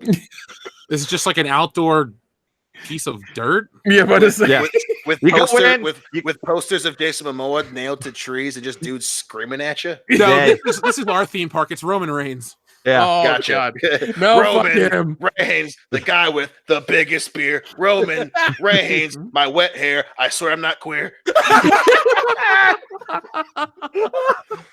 But yeah, so that would be my part of the theme park. It would just be, people getting hammered and, crashing into each other. It'd be great. We need a killer roller coaster as well. Oh yeah, I was actually going to say that. I was like, in my section, I want a kick-ass roller coaster. Kind of like the Incredible Hulk one at Alto's Adventure. What we do is we get it in the middle of the park. So like all 4 of our parks are like, quadrants. And in the middle, we have this massive roller coaster that spans the entire stretch of the park where they start there and they go up and around and curly cues and all sorts of other stuff. And it goes like 100 miles per hour. Dion, our insurance rates are going to be extremely high, but God damn it, if you survive a day at the World Class Bullshitters theme park, you deserve a medal. Yeah, Because you're not many people will. Hey, Dion, you think we can hire Uncle Dave? Oh, fuck. Yeah. Oh shit!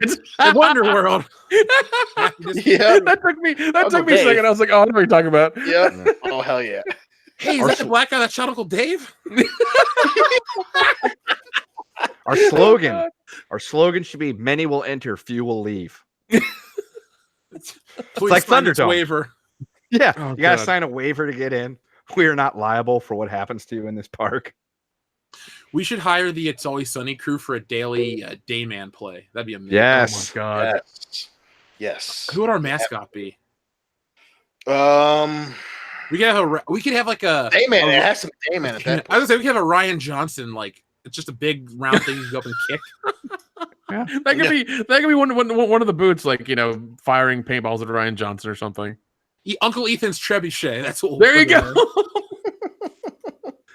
No, could you imagine if we had like those robots that there's the videos of where people just beat them up with sticks? Yeah. Yeah. We get one of those, but we put it in one of those not mannequin suits, one of those mascot suits, and you could basically beat up our mascots at the park for free. Oh, Yeah, That'd it'd be like an American Gladiators type thing. You can joust them. You just beat the shit out. Oh God, we're turning into Westworld. They're gonna kill us. There's nothing wrong with that. There's nothing wrong with that at all. Have you seen the original Westworld movie? Oh yeah. It's a damn Long time ago. with Yul Brynner. Yeah. Yeah. It's so good. It was showing. I think Sci-Fi showed it like a couple weeks before the show was going to go. The show was going to come on, and I watched it. I was like, man, this is still pretty crazy. It's still pretty awesome. I like 70s sci-fi. Yeah, dude, there's something about it that's just really good. I just like Yul Brynner movies. Yeah, I think what is it? The Time Machine came out in the 70s, or was it the 60s? It was 60s. That was Okay, It might have all right, been 60s. 50s because it was Time Machine's old. Yeah, it is. Mhm. Yeah. Well, let's see. Jonathan Hurst says best birthday present ever. A night with world class bullshitters. Well, happy birthday to Jonathan. Happy birthday, Hurst. man. Yes. Happy birthday, brother. He is a Happy local birthday. listener. So I should just scream out my window, happy birthday. Maybe you'll hear it. Our friend Modalicious says Michael Jai White is Blade. That would have been cool as shit. Yeah, But I would have been really hyped for that. Oh, I would have been like, fuck. holy shit. Yeah, better than Malcolm damn, that Jamal Warner. Yeah, Black Dynamite is Blade. Holy shit. that would have. Oh my god. Yeah, That'd that would be have been perfect. That would have been perfect. But Hey Hannibal, shut the fuck up while grown folks is talking. My mom says my daddy's name is Black Dynamite. Hush up, little girl. A lot of cats named Black Dynamite out there. Let's get that name. Oh, what a great fucking movie. Oh god. Admiral Tiberius says, good evening, gentlemen. I always love this channel. I got a movie idea for a watch party. In the Electric Mist from 2009. Look it up. God. Where have Okay. I heard that movie before? In the Electric Mist. Are you sure you're not thinking of Do Androids Dream of Electric Sleep and Gorillas in the Mist? Yeah. We can watch Gorillas in the mean, Mist. We'll get really depressed and bored, but we can watch that. Isn't Meryl Streep in that movie? No, it's shit. Who is that? That's Okay, so Sigourney Weaver. in the Electric Mist, it looks like it's Tommy Lee Jones in it. A Louisiana detective tries to link the murder of a local prostitute to a New Orleans mobster who is co-producing a Civil War film. He embarks on a surreal investigation while looking for a serial killer. That's a lot of shit going on in that movie. Yeah, I shit don't going know on that there. at all. If we're gonna drunken commentary a movie about Louisiana cops, we gotta watch Bad Lieutenant Porter. Oh god, John Goodman's in it too. in New Orleans is when we got to watch those movies. Okay, there you go. So next time we go to New Orleans, we're gonna take a day just to watch New Orleans themed movies. I'm fine with that. I have no problem with that either. Hurricane Heist, right? Doesn't that take place in New Hurricane. Orleans? No, I think that's Alabama. Close Same enough. difference. Well, no, you know what? what- We'll what watch is it? that and drink hurricanes. There you go. There's Oh, god. No kendo, no. Nice. Dude, I told No you the kendo, Hurricane no. listens to the High Council. I know, dude. That made me excited. I was like, "Holy shit, really?" Yeah. I would love if he would be like, hey, can I come on your show? So the High Council would be like, yes, Hurricane. Hey, yes, you do- can. Bring the rest of 3 count, though, with you. Yes. then you got to start the high counselor with, "There's a hurricane warning." What's up? Now, with if he doesn't do a commentary on Hurricane Heist, there is no fucking justice in the world. That's right. At least it's a Snyder cut. Or at least talk shit about the Miami Hurricanes. Yeah, the '92 team was the worst. Sure. Nice. Yeah. Anyway, that's a shot at The Rock. Sorry, Jay Longstroke says, I heard Perez Hilton had sex with a hamburger inside his car. Okay. Cool. I mean, probably. Reagan won by landslide? I don't know. Yeah. I have to just Google this now. Perez Hilton. Oh God, you're gonna type those words into Google? Don't do that to yourself. Yeah. You know what popped up? Chinese vlogger dies after eating poisonous centipedes and lizards. Oh, okay. I do remember hearing about that, and I felt terrible about laughing about it. But I don't. hilarious. Sitting around eating centipedes and lizards, you deserve something bad to happen to you, weirdo. I just typed in Perez Hilton cheeseburger, and no, it says Matthew McConaughey finally ate a burger. Okay. All cool. right. All right. Did he eat it while drinking or driving his Lincoln? Yeah, he was driving a Lincoln before it was cool to drive a Lincoln. I was eating hamburgers before it was cool to eat hamburgers. Scott Eckert says MCU Stage 4. Oof. Ooh. Damn, mean. Yeah. Spicy as fuck meatball. God damn. Yeah, dude, that's some high heat, but he may not be wrong. Yeah. Dr. Coffinail says Bad Bond number 16. 2 wrongs don't make a kill. Dude, you know what we should do? We should take Dr. Coffinail's titles and have somebody like paint us up like those old pulp novels. And just Oh put my those on a God, t-shirt. dude. Holy shit. If somebody made us like crazy Bond posters for those things, that'd be awesome. Each one of us plays Bond in a different movie. So it's like constantly rotating in and out. That'd be hilarious. Oh God. Cadus82 says, I always felt Tony's funeral at the end of Endgame was more of a funeral for the MCU. I agree. It was Yeah, kind of the end of it. That's too real. You're hitting me in my feels. Too real. No. That's how I felt too. I was like, yeah, this is the end, and it is the end. So. Yeah. I said during our review when we did it, I was like, walked out of that theater completely content with where it's all at, and I don't need anything else. I'm like, I'm good. Cesario Japan says, we had a PG-13 Blade. It was a TV show on Spike TV. Don't remind me. Don't remind us. Yeah, God damn. Let's never. It only speak of those two in lasted the one same term season, again. and even then, Spike TV is not even Spike TV anymore. Isn't it? Okay. Like Squire Network? Paramount now. Paramount. now. Yes, Paramount now, and it's not even because I remember when Spike TV first came out, it was awesome, Yeah. and now it's just like I don't know. It had MXC. The greatest show ever to appear on Spike TV was MXC. Oh, of course. Followed closely by 1,000 Ways to Die. Oh, Dude. yeah. Oh, Prime 1,000. Holy God, we used to shit. get You drunk know and what? watch You know that what? show all the time, dude. God damn it! I'm gonna look up and see if Amazon still has 1,000 Ways to Die on DVD. That battles thing that they had where they would pit like a Spartan warrior. I was just about to say that. Yeah. Deadly Warrior. Oh, That dude, that was so great. awesome. Could you imagine a day where we have an Airbnb and all we watch is MXC, Deadliest Warrior, and 1,000 Ways to Die on Dude, rotation? Stop making me depressed that's not happening tomorrow. God damn. At least I got my bros, but when I have my bros, I don't have my shows. Makes me a sad bro. That's right, bros before shows. Shut your mouth, essay. We need to just, you know what? We're just gonna have to do that. So sorry, folks. Saturday we won't be appearing at Horror Pound. We're gonna drink and watch old Spike TV shows all day. But we just won't hang out at night. Yeah, Blake will be at the table by himself. Come meet the world class bullshitters. We'll have our sign, we'll have our merchandise, and it'll just be Lape sitting there by himself. Hey, it's the white guy, but you don't look like the guy in the banner. Which one are you? Are y'all coming back? Nope. Y'all coming back now? No, we're watching 1,000 Ways to Die, bitch. It's the one where the guy pisses on the electric fence and his dick blows up. Yeah, and the Deadliest Warrior's on after that, and we want to know who would win between a Spartan and a samurai. Nick, can you make this happen? We'll just put that. We'll put those on the tablets. Fuck Kevin Smith movies. Yeah, I can make it happen. All right, let's make it happen. Yeah, don't worry about it. I'm working on it right now. Nick, I have all the MXCs on DVD. I can ship them to you. Ooh, I can convert them to anything, and then you can put them on our tablet. Yeah, that won't be a problem, especially if I use my work computer, which is a crazy powerful. So yeah, that won't take too long. Woo! Yeah.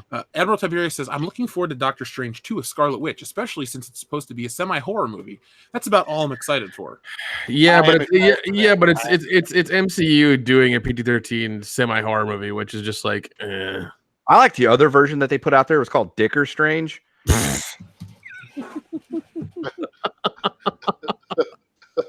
I'm so proud to be your friend, Kendo. We didn't have that one yet. And it just reminded me I forgot to do that one. I didn't do the Incredible Hulk either. I mean, would it be the Incredible Cock? I don't know. The Incredible Hulking Tits. There you go. No, but to answer your question directly, Admiral Tiberius, or to at least comment on your comment, that film does seem interesting. There's a rumor. This is a rumor. This isn't me this is what I read, that this movie could cross over with the original Spider-Man trilogy because of the multiverse.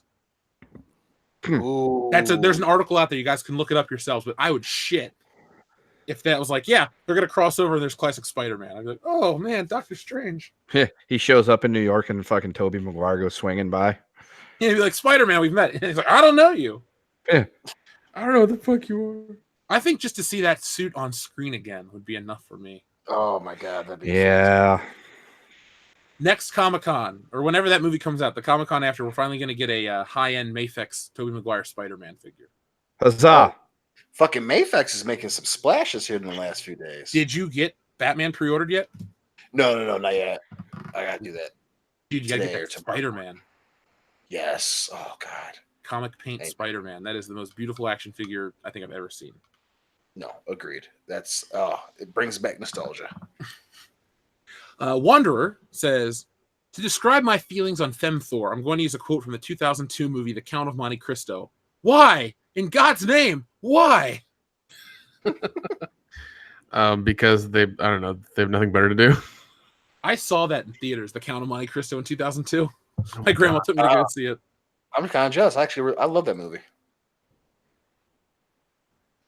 Great movie. So, have you guys seen it, Kendo, Nick? No, have not seen it. Have not seen it. Jim Kavit, the guy from the first one.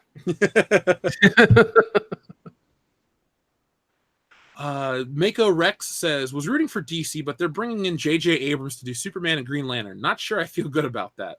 And I completely forgot that was a thing happening. Oh, shit, you're right. Yep.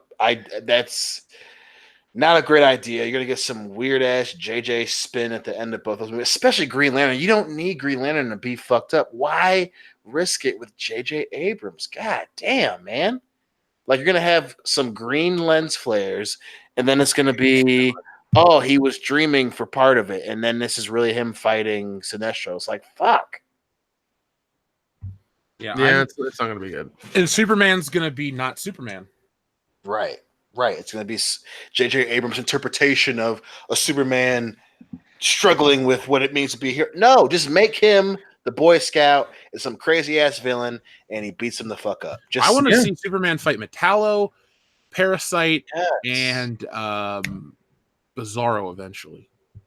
You see, for me, I want Bizarro, Metallo, and give me a good fucking Brainiac. God damn it, give me a Brainiac. Well, I think Brainiac could be a whole trilogy villain. Like he'd be fantastic. I'm gonna say this, it's controversial. Just remake the cartoon as a live action movie, and you're good to go. Oh my god, that works. Holy shit. And apologize to Brandon Routh, because that wasn't his fault. Yeah, I've never taken it out personally on Brandon Routh. I blame Bryan Singer's obsession with the old Richard Donner movies.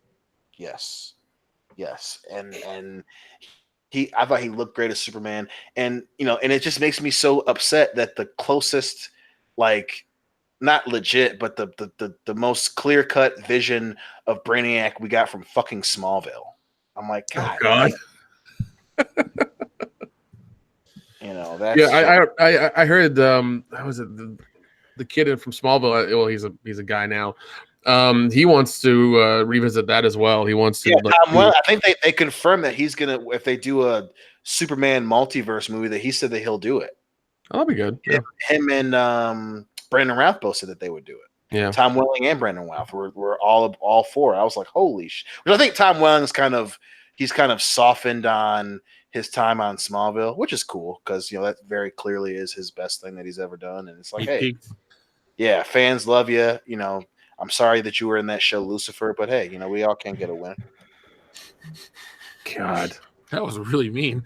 Yeah, I think that show's on Netflix now exclusively. Yeah, Netflix picked that show up, dude. What the fuck? If Fox gets rid of something, you probably shouldn't pick it up. Let's see. Dante Reeves says Iron Girl will definitely be a progressive black chick. I bet top dollar on that. Top dollar. I'm gonna make a Dukes Brothers bet. $1. I mean, I could see it happening. Yeah. I think they're gonna. I think they really want to attach it to the Gwyneth Paltrow train, but God. I would not. I don't think they should either, because that whole, just still that scene in Endgame is still hilariously awkward as fuck. But it is, and it doesn't make sense. Like somehow all these girls were like, I don't know, they all got the same memo. It's like, all right, be me here at the spot at this time right now. All the guys are going to be fighting, and there's going to be an open area where we can all stand for 30 seconds and then do this thing. So just do it. I mean, when it's so heavy-handed, my 13-year-old cousin is like, damn, that was a bit much. Like when that happens, you're like, yeah, maybe ease off that gas pedal. But I just think I don't think they're going to go with the minority Iron Man. I think they're going to, for some reason in their mind, they think Gwyneth Paltrow puts asses in seats as the next Iron Man, and I think that's going to be the first misstep where everyone. Dude, if that happens, where she shows up in the suit, like the suit, we just see the suit, and it's like, oh shit, it's like it's Tony Stark is back, or whatever, and it's just her, and I'm gonna be like, oh, this is really fucked up. Why are you doing this? Like, it's. I think that Captain Marvel was the mistake that Marvel can't admit and say. I think if you do anything with Gwyneth Paltrow, it's that no one's gonna be able to fucking sidestep that goddamn outcome. Well, I'll just pass. No more fucking iron people. They're done. Iron people. That's right. Did you assume my metallic makeup, sir? Yes, I did. Some gold chromium alloy. Iron's not even accurate. Thunder Robot says MCU has a 5-year gap. They can tell more Cap and Tony stories. They could, I guess, between the snap, but that would be... but no, don't do that. That'd be what is it going to be like? What Stark inviting Cap over for drinks or something? Like, what is it going to be? Well, they pretty much established that he hadn't talked to them. So for you to go back and retcon that to make some more movies would be kind of fucked up. Yeah. kind of like how they retconned the fucking blue cube in the Tesseract in Captain Marvel. Like, yeah, doesn't make sense. Dante Reeves says Thor, Love and Sausage. Much better title and probably a better outcome. You want me to put the sausage down? Thor Thunder Sausage. There you go. Thunder Sausage sounds like a great album title. Why? Just Thor's Thunder Sausage. Oh. Okay, Dion, I'll let it go. We won't talk about sausage anymore. It makes you so uncomfortable to talk about sausage all the time, Dion. Horse sausage. Yay. Nick comes in on cue. You guys are fucking assholes. God, hey, I didn't get involved this time. Until now. But now I'm here. I'm here right behind you, Dion. No, there's no one behind me. And I can't behind you, Dion. We're right behind you, Dion. Take one headphone off. Oh, Dion. Okay, my back is gonna snap from cringing so bad with you guys right in my ears. Dion. It will be okay, Dion. Just say nay.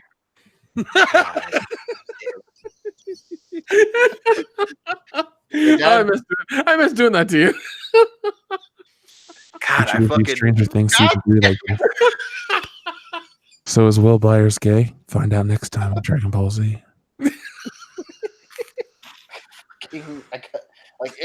Oh my god, that makes my skin crawl. So I got to take one headphone off. Put it back in, Dion. Oh my god. Yeah, we're not talking about Willy Tingles yet. These are my friends. This is what I get the fucking most aggressive ASMR ever. With friends like these, you don't need anything. I'm not sleeping to this shit. This does not relax me. This is the opposite of relaxing me. 1, 2. Freddy's coming for you, Dion. 3, 4. He's gonna knock on your door. I hate all 5, of you. 6. He's gonna kick you in the dick. 7, 8. Stay up late. Oh, my fucking 9, back 10. is. He's gonna kick you in the dick again. I'm sorry, Dion. You'll never have another child because Freddy Krueger's gonna kick your balls off. It's just. I'm not gonna have another child because my balls are gonna go up into my body from hearing this shit. Dion, it'll be okay. Don't worry about it, buddy. God damn it! This is very unfortunate for you, Dion Green. We're all here for you, Dion. You've got a very unfortunate end. I had to turn off the noise canceling bit because of this. Ha ha ha ha. Fucking ass. It'll be okay, Dion. God damn it! Now I have a question. Should I read every super chat like this? I think you should. I think you should. This is like pouring raw rice in my ears. Are we trying to dry out a cell phone? Did you drop it in the toilet trunk, Dion? Do we need to talk? Anyway, let's move forward. Drag, Please, because now my back is exhausted from fucking clenching so hard. Because you put it up against the wall because you're afraid we're God behind damn you. Dion, we're behind you. Somebody's supposed to just listen to this in their car or like at work and get really freaked out. It's gonna be awesome. Imagine if you never listened to the show and you tuned Yeah, in exactly. just at that point. And that's the first thing that you hear. And you're like, what the fuck is this shit? What are these guys doing? I don't get this. Hello, listeners. This is a World Class Podcast. Every Thursday night, we take a dump on the world of pop culture. If you enjoyed this video, make sure you give it a thumbs up and share it all over social media. This is like it's like having Buddy Love from the first Nutty Professor right behind me, just whispering in my fucking ear. Ladies and gentlemen, we have 672 watching now. Can we get 672 thumbs up, please? Thank you so much. I really appreciate it. Keep the fandom menace strong. This is my pain. This is my pain. This is my gift. This is my curse. Who am I? I'm Spider-Man.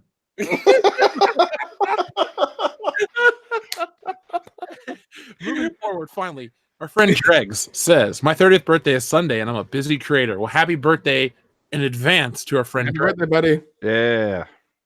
Acid Blade 21 says, "What do you got? What's your guys' opinions on Rob Zombie's 3 from Hell movie that's set to come out?" Nick, you're the Rob Zombie aficionado. That's right. Basically, the man makes 70s white trash movies really fucking well. He really, you can tell he's real hard on for the old Texas Chainsaw Massacre, and he wants to make that movie all the time, which he does all the time. And all of his stuff's the same. It's the same bullshit over and over again, killing people, this, that, and the other, and it's all boring shit. And I hate his movies so much. He's such a piece of shit and cannot make a damn movie to save his own life. He's a poser, and he puts his wife in movies just because, I don't know, he's cheap, and he gets to bang an actress. Maybe. But yeah, I just don't give a shit about his movies. Don't care about him. He royally screwed up Halloween. And even part 2 was even worse. Oh God. All of his movies are just the same thing. All his movies are the exact same thing over and over again. I don't care. Okay. So after that diplomatic answer, tell us how you really feel. If you watched his last 3 movies, it's gonna be just like that over again. I'm sorry. He makes the exact same shit over and over again. That's it. So what you're saying is for our Halloween stream, I shouldn't come to the table with Halloween Rob Zombie edition. If you do, we're gonna look for a replacement.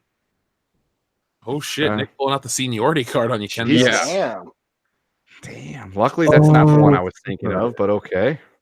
That was a spicy meatball. That was a ghost pepper meatball, bro. You gotta get. I come in with a joke Rob and he comes in with some real talk. What the fuck is this, man? I thought we were pals. I know, man. Get mad at Rob. Don't get mad at Kendo. Some lines you don't cross, Kendo. Yeah, well, hate the player, not the game, or hate the game, whatever. Shut up. I will say Acid Blade 21. Rob Zombie makes some decent music, or has made a couple good songs. Okay, he made a couple songs I don't hate. Yes. There you go. I like moving that bar down. 5 and never gonna stop. That's it. Okay, I like 2 Rob Zombie songs. But he's really good at making music videos, and they should have just stayed doing that. Well, that song he did in Beavis and Butthead Do America was damn cool as well. Okay, yeah, because I was saying Suicide and whatever. Pretty sure Never Gonna Stop is an Ozzy Osbourne song. No, Edge. Never gonna stop me. Oh, okay. I was thinking the other one. Whatever. That's how much Rob Zombie I know. I like wrestling, so I used to. Yeah, I've watched a couple of his movies, and goddamn, dude, oh, it's just Especially what is it? I think the Lords of Salem. Shit. Shit. So here's what we should do. God damn it. If we can get enough support behind this, we should make Nick. Fuck you. We should do a live stream where we make Nick watch Rob Zombie movies and get white girl wasted. Oh my god. I'm gonna get white girl wasted immediately and like knock myself out. Can we do it in like Indiana? Yes. Please. He's like, wheelhouse. That's what we'll do Saturday night after the meet and greet. I think I would want to watch more MXC and Deadliest Warrior. Okay, that's actually fair. We'll just while we're watching those on the tablet, we'll make Nick watch Rob Zombie movies at the booth. Oh my god! I'd watch him with you, Nick. Because so would I. No man should ever have to watch Rob Zombie by himself. You're damn right. Dion, your true friend. God damn it! This is not how you repay me for my brother kindness. Dark, you didn't see that coming. Come on now. I know. I walked right into that one. You did. Good job, Quicksilver. Dark Saber says. You enjoyed that more than me. That was really good. Good job, Quicksilver. Jesus. Dark Saber Force says Ingrid Bolso Berdal from Cold Prey and Armistice and from Westworld would have been Valkyrie or a female Thor. At least she's Nordic, beautiful, and underused as an actress. Sure. Well, cool. Let's look her up real quick because we'll show her on the stream. Talk amongst yourselves for the next, I don't know, moment. Okay, we have 641 watching now. We need 641 thumbs up. Come on. We can do this. I believe in you. Yeah. So we lost 30 people for the AMR. That's okay. That's fine. I mean, we were entertained. I'm sure the people that stuck around were entertained. Yeah, our Are you not entertained? So this is the woman, Ingrid Bolso Berdal. I almost said Ingrid Steger. Who the fuck is Ingrid Steger? I don't know.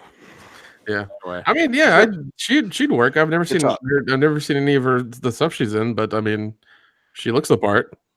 I'll show you. Let's see, Valkyrie. Okay, yeah, there we go. So yeah, we could have her play this version of Valkyrie. Oh yeah, one or whatever. Yeah, that would work entirely. Yeah, this is my favorite artist. Not my favorite artist, but the one I think is the best, John Buscema for Marvel. Yeah, that'd be awesome, man. Yeah, that's pretty cool looking. Yeah, she looks exactly like that. That's really crazy. Actually, really great casting. That's really awesome. There we go. So, all right. So Dark Saber Force actually wins the award for best fan casting of the evening. Yeah, good for you, sir. Yeah. Congratulations, your certificate's in the mail. Speaking of what's in the mail, guess what's going to be here tomorrow, boys? What's that? The Playboy. Oh, for real? Shit. That's what I thought. I was like, holy shit, it's finally coming in. Yeah, tomorrow. Awesome. I guess I'll do a video. I'll try not to cry. Yeah, don't do that. Don't do that. I'll go collect some boulders or some shit. The anniversary of that's coming up soon. Oh, has it been that long already? No. Has it been that long already? Jeez. Yeah. I think next week it'll be a year. Wow. Oh my god, we gotta get him on the High Council this week. Yeah. Hey man, remember your life before you fucked up and everyone saw you for who you are? Yeah. And then a couple days later, it comes out again that he was once again back to it, and his channel plummets even further. Anyway, Dante Reeves says Sif is greater than Thorley. Case closed. The next super chat actually is making me laugh, but I got to read this one from Darth Vader's disembodied Chart Faust. He says, "There he is. I was in 3 movies. Work is hard to come by, but I have it on good authority. I'll be in the R-rated reboot of Toy Story. Single moms, get ready." Yeah. Yes. Oh, shout out to you, man. Good job. Yeah. Good Well job. played. Always a winner. Dante Reeves says Avengers rearing your endgame. Oh, That's what I read and started laughing randomly. that's a good one. That's a very good one. Let's see. Chris Wick says, "Greetings and salutations. Can you please explain how will Thor 4 work being set before Guardians 3 in the MCU timeline? Like I'm a 6-year-old." Okay, so I don't even know the exact timeline. Do you guys? I don't think so. No. I think the way they kind of explained it was that it is so it's obviously before it says before Guardians 3. Yeah, so it's gonna be obviously so it's gonna be that right he goes off of with the event with fucking the Guardians at the end of Endgame, but then he goes off to do something else, I think is what they kind of alluded to, and then Guardians 3 is him being there. Or it's gonna be he left between Endgame and Guardians, and then so Thor 4 will be him by himself, and then Guardians 3 eventually he'll pick back up with them or some shit, I think is what the rumor was. Now, Chris Wicks requested that you say it like you're talking to a 6-year-old. Can you say it like you're talking to Devin? Sure. Okay, so remember the big movie with all the heroes? So the fat blonde-haired guy with the long hair, he went off with his friends. Eventually, him and his friends went to different houses, and he was having dinner with somebody else and their mom. So he's going to be gone, and then the friends that he was with, including the cute little tree and the trash panda, they are going to have their movie. But eventually, at some point during the Friends and the Trash Panda movie, they're all going to get back together, and they're all going to go to a game together. Thanks, Uncle Dion. You're the best. You're welcome. I love you too. Let's play Sonic. And he would exactly go just like that. Let's play Sonic. Can we play Sonic? Mom, Sonic's on. I love that kid. He's hilarious. John Talks, thank you very much. He says, Avengers, Infinity Wood. Thanos takes too much Viagra. Damn. That'd be hilarious. Does he take purple chew, Kendo? And Kendo's dead to me. Kendo's dead. Beep, boop, bop. I'm waiting, Kendo. Good joke. Fuck you. Anyway, Dante Reeves says, Agents of Sperm. S.P.E.R.M. I can't spell. God. That's actually a really good dirty one, too. That's pretty good. Oh, dude, this one's great from Dante Reeves. Jessica Moans. Oh. Because of Luke Cage. Oh. Got specific there, didn't you, Nick? He's watched that scene 12 times. I'll break the bed with you too, girl. Yeah. Let's see. Dante Reeves also says Aspocalypse. Yep. That Aspocalypse is coming. Now, Brandon King says RoboCop 2014 was my first RoboCop. Damn, dude. Oh, you poor bastard. I'm so sorry. Jeez. Heartbreak, a Brandon King story. That's what. Well, you know, the first one is on Blu-ray somewhere on Amazon. I'm sure you can buy it or rent it or watch it. I recommend it highly because 2014 is horrible. I think one. I think what is it? Isn't Neil Blomkamp like doing another one or doing something with RoboCop? Yeah, it's like a continuation from part 2. Yeah, something like that. His name is Too Close to Blumpkin. I know. I'm just pissed we never got his Aliens sequel. Oh, that would have been awesome. That would have been great. But no, we got Prometheus and Covenant or whatever. Yeah, Covenant. God damn it. Fuck that movie. Swinging Cod says, I've been moving this week, so I haven't thought of anything to troll you guys with. I will make it up with double next week. FYI, best Hauer film, Deadlock. Ooh. I haven't watched that movie in forever. Damn. Death Trooper 637 says Marvel's dirty film title, BBC Panther. Oh, Nice. Oh. That's good. That is a good one. That is very good. That's hilarious. Thunder Robot says Lady Sif last appeared on Agents of S.H.I.E.L.D. and it was implied she was going to explore Earth. X-Men, The Hard Stand. Ooh. I like that one too.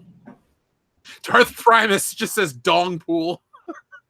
There you go. Comanche Viper says Natalie Portman as Thor will make Halle Berry and Catwoman look like an Oscar Movie of the Year nominee. Nice. Yeah. So House Party 2 is going to look like House Party 3. Okay. Mongo's Big Think says, "What's the better trilogy, Star Wars or Indiana Jones?" Ooh, let's have this debate. It's funny. It's funny you say that. Yeah, I was just saying. It sounds like the great pop culture debate's coming back. Yeah. Was that this week or next week? Oh, We should do that should be our poll for this week, shouldn't it? yeah. There you Yeah, go. it should. All right, I'll make that the poll right now, guys. Talk about the siren in my background for a moment. All right. Okay, so there's a siren in his background, which reminds me why Star Wars is the better trilogy. But again, perfect segue. Let me go ahead and get started. But that's a tough one, especially because George Lucas did both of them. So, Yeah. It sounds like a topic that we could have a standalone thing go on about for at least 30 minutes or an hour. Definitely. We put a Patreon. We could do that, but shit. I mean, that's a tough choice. I know my answer already, but I'm not. I'm going with Star Wars for sure, but it's Yeah. even then. Yeah, I was gonna say I'm gonna go with Indiana Jones. Yeah, me too. But Oh, the man alone. Of course, y'all don't want to side with the black man. well, Dion, I'm not exactly white, nor is Nick. So No, we don't have to say that. We're gonna make that's the narrative we're gonna go with. I'm Conor McGregor, and you guys are against me. yeah, but didn't Floyd Mayweather beat him? He did, but it was a boxing match. That was a straight up boxing match, not an Right. MMA fight. Well, Different. I mean, yeah, he did. Does that change what I just said? He lost? No, I'm just saying that he lost. Well, Martin Sheen played Kennedy. Wants to shut up. Yeah. Hey, Greg says episode 137 while I work on my own projects. I mean, more power to you. Well, our friend Sweeney Cott has great news. Hulu currently has a Nick Cage collection. Oh my god. What? That's pretty awesome. Holy shit. Okay. I'm getting ready to look this up. You should look it up. Yeah, I'm gonna see what they got. Oh, why don't you guys just send me a link? I'm too lazy to do that. Okay. Our friend WCW2793 says, "Did you guys get my email last week? Did we, Kendo?" I'll check. Okay. W sent us a. Oh, okay, we get it. Fucking, it's best for business. It's Hulk Hogan, WCW. We fucking get it. Jesus, Wolfpack sucked. Bruce Lombardo says, "Damn it, boys! Have people watched Star Drunk? Or have you people watched Star Drunk? Have we? No. I have not, but apparently there's news that they're going to bring the last Starfighter back, so I don't know if that counts. Oh yeah, I heard about that. But I mean, like, I've seen they got a couple conventions. He's looking rough. Lance Guest? Yeah, he's looking pretty rough. So I mean, Yeah, he's got to be damn near in the 60s. yeah. But I mean, like, I remember them. I remember them wanting to remake Last Starfighter a while ago, and they're like, "Oh, we're gonna make it a little girl instead of a little boy." I'm like, "Cool, awesome, great." No. So you're gonna tell the exact same story, except it's gonna be a little girl instead of a little boy. Awesome, cool. That's gonna be so different. Well, then I think that they didn't know what they were going to do, because I know they're going to try to say that he was a part of, whatever it was it the Federation or whatever, but then they couldn't write it, and I think whoever was writing the script ended up going and doing something else. I'm trying to, for some reason, I want to say they ended up, whoever was working on it ended up doing Stranger Things, but I don't think that's right. But they ended up they got caught up with another project or some shit. Let's see where else we're at. DJ Nutsack says, "Brings a whole new meaning to beef curtains." Oh, put that on a fucking brioche bun. Oh my god. What? Disappointing news. Sancho will not be at Horror Hound in September. Aw. Oh, damn it. Would He's you going- like some happy he's going news for He's going to Dion? Monster Mania instead. Boo. Dion, That's not happy news. 82% of our audience agrees with you that they like the Star Wars trilogy more. Sometimes I hate being right, man. I just hate being right. It's ain't not one a of those 5-minute cases. poll, Dion. It's going to have to go for That's a not, week. no. 7 people are 100% right in that.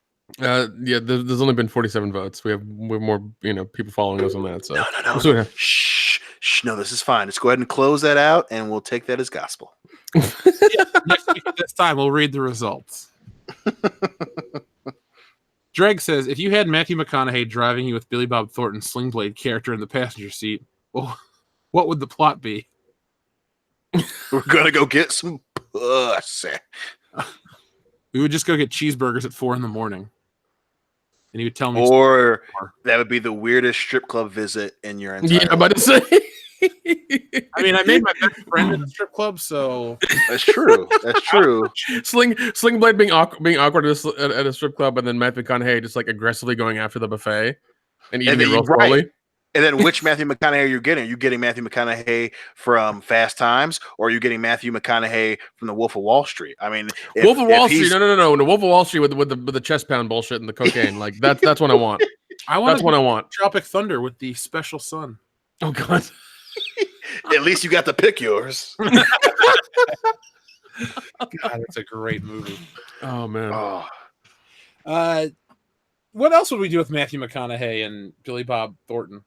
Besides drink and apparently do cocaine, according to Nick, and go to a strip club, I don't see really anything else. I mean, you could probably watch some of their movies, but then if it's Sling Blade, they don't know what we're watching. I guess you could go to like we'd buy tickets and go to Galaxy's Edge because nobody's there. I like the way you walk. Like, whoa, okay. Wanderer says, well, Doctor Strange does exist in Spider-Man 2. Yes, he does. Doctor Strange. It's a great name. It's taken. That's true. You do go by the Sanctum Sanctorum. Bruce Lombardo says, Jeff, just wanted to tell you this is a fine time for everyone to learn to read real books again. Mainstream media is just a massive culture war. The best way to strike back at them is not to pay them. Yeah, but I'm not going to read a book, bro. I mean, books are cool, but, I want to see cool movies, man. Amazon actually gave me a $4 credit today to buy a book or a comic. Comic for sure, but... I mean, I can read all the comics for free. That's true. I mean, book stuff, it's like, oh. I do promote, or I don't promote it, but I do like Audible. I just picked up. Audible is sweet. You're right. I'll agree with that. Yeah, I actually finished the last David Wong book. I'm on what is it, Saturday Night Ghost Club right now. Nick has a secret book club he doesn't tell us about on weekends. It's all women 53 and older. Nick makes the best dips. Dion, you know damn well if I had a book club with women 53 or older, you would be the first one to be like, my man, to come down here. You know damn well that would happen. Come on now. That is one of the biggest reasons why we're friends. You get me 100%. I have a friend stopping by. Yes, Karen, hold on. You can speak after this. But I have a friend stopping by, a guy from up north. Dion, come in here and say hi with the ladies. What's up, ladies? How you doing? I see you over there, Karen. You got some dip there? You want some more dip? What y'all reading? I found his email and I just forwarded it to you. Oh, okay. There it is. Let's see. Oh man, any more super chats? Are we gonna talk about something else? Oh, we can talk about something else. We still have a ton of super chats left. Okay. What was it? Oh yeah, what was it? The new trailer that came out. I'm forgetting everything. God damn it. Oh, Zombieland 2. Zombieland 2. Yeah. That's what we wanted to talk about. Yeah. Yeah, that's a very peculiar one. I wanted to just make one point. Jesse Eisenberg looks exactly the same. Yeah, he does. Yeah. Yes, he does. He does.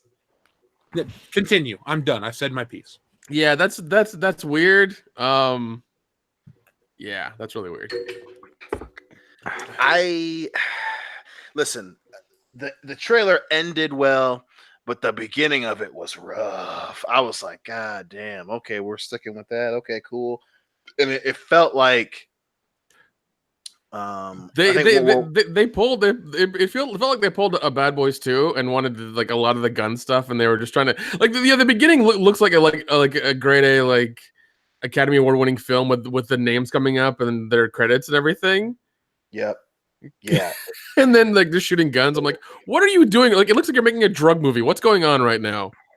Yeah, and then then you have like it was at least like with like Anchor. Someone said it perfectly on one of the comments that I saw was like it had a very Anchorman 2 vibe, and at least with Anchorman 2, to have. at least with Anchorman 2, you had the teaser where it was just them with the show lights behind them, and then eventually the trailer came out. With this one, like it's like, oh hey, we're shooting in slow-mo, and then oh shit, we're walking up on the White House. I was like, oh Jesus Christ, like that's a little heavy, isn't it? You know, and then it kind of got a little bit better. And then, oh, hey, one of the jokes we're going to have in this movie is Luke Wilson and that dude from that other show on HBO. Oh, Silicon Valley? From Silicon Valley. They're almost the same and they talk the same. What? I was like, oh, shit. This one might not be that good.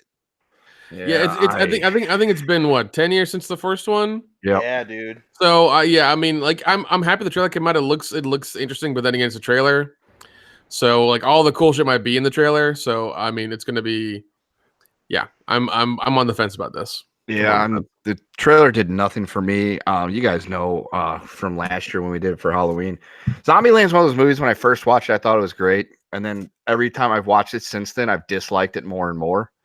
It literally does nothing for me. I'm just like, it was cool the first time I saw it, and now it just, I don't know. I just don't get it. Every time I watch it, I dislike it more each time. So I have no investment in this one. I mean, I will eventually see it, but the trailer didn't make me go, okay, maybe I need to reevaluate how I feel about this movie. No. Did we have like a hard time getting through that for our commentary on Halloween? Yeah. Like we didn't even watch it. We just talked about like literally anything else. Yeah, and it had nothing to do with like fatigue or anything like that, because that was in the beginning of the evening, so we were still going strong. We still had several hours to go, but I don't know. It's one of those movies that I like it, I liked it, but I don't like it anymore, and I can't. I don't know. Whatever luster was there when I first watched it, it's faded long ago. Didn't we make it through our whole marathon? Like we actually completed that? We did. Yeah, because we finished with Maximum Overdrive. God, terrible movie. Yeah, it is. Yeah. Good old Emilio Estevez. Yeah. I don't know. I still like the first one. I'm curious about part 2. I am on the fence about it because I've been burned before. I've been honey dick before with trailers and stuff. So I mean, I'll go watch it and report back.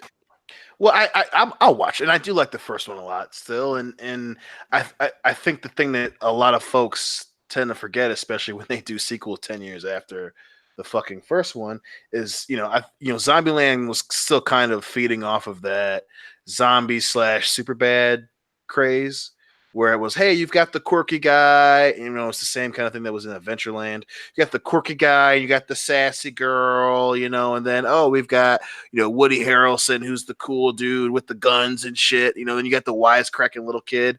And it's like, that shit might not translate that well in 2019. And it's just like, that fucking 2012, 2013 might have been the best time to have the sequel come out instead of waiting until 2019.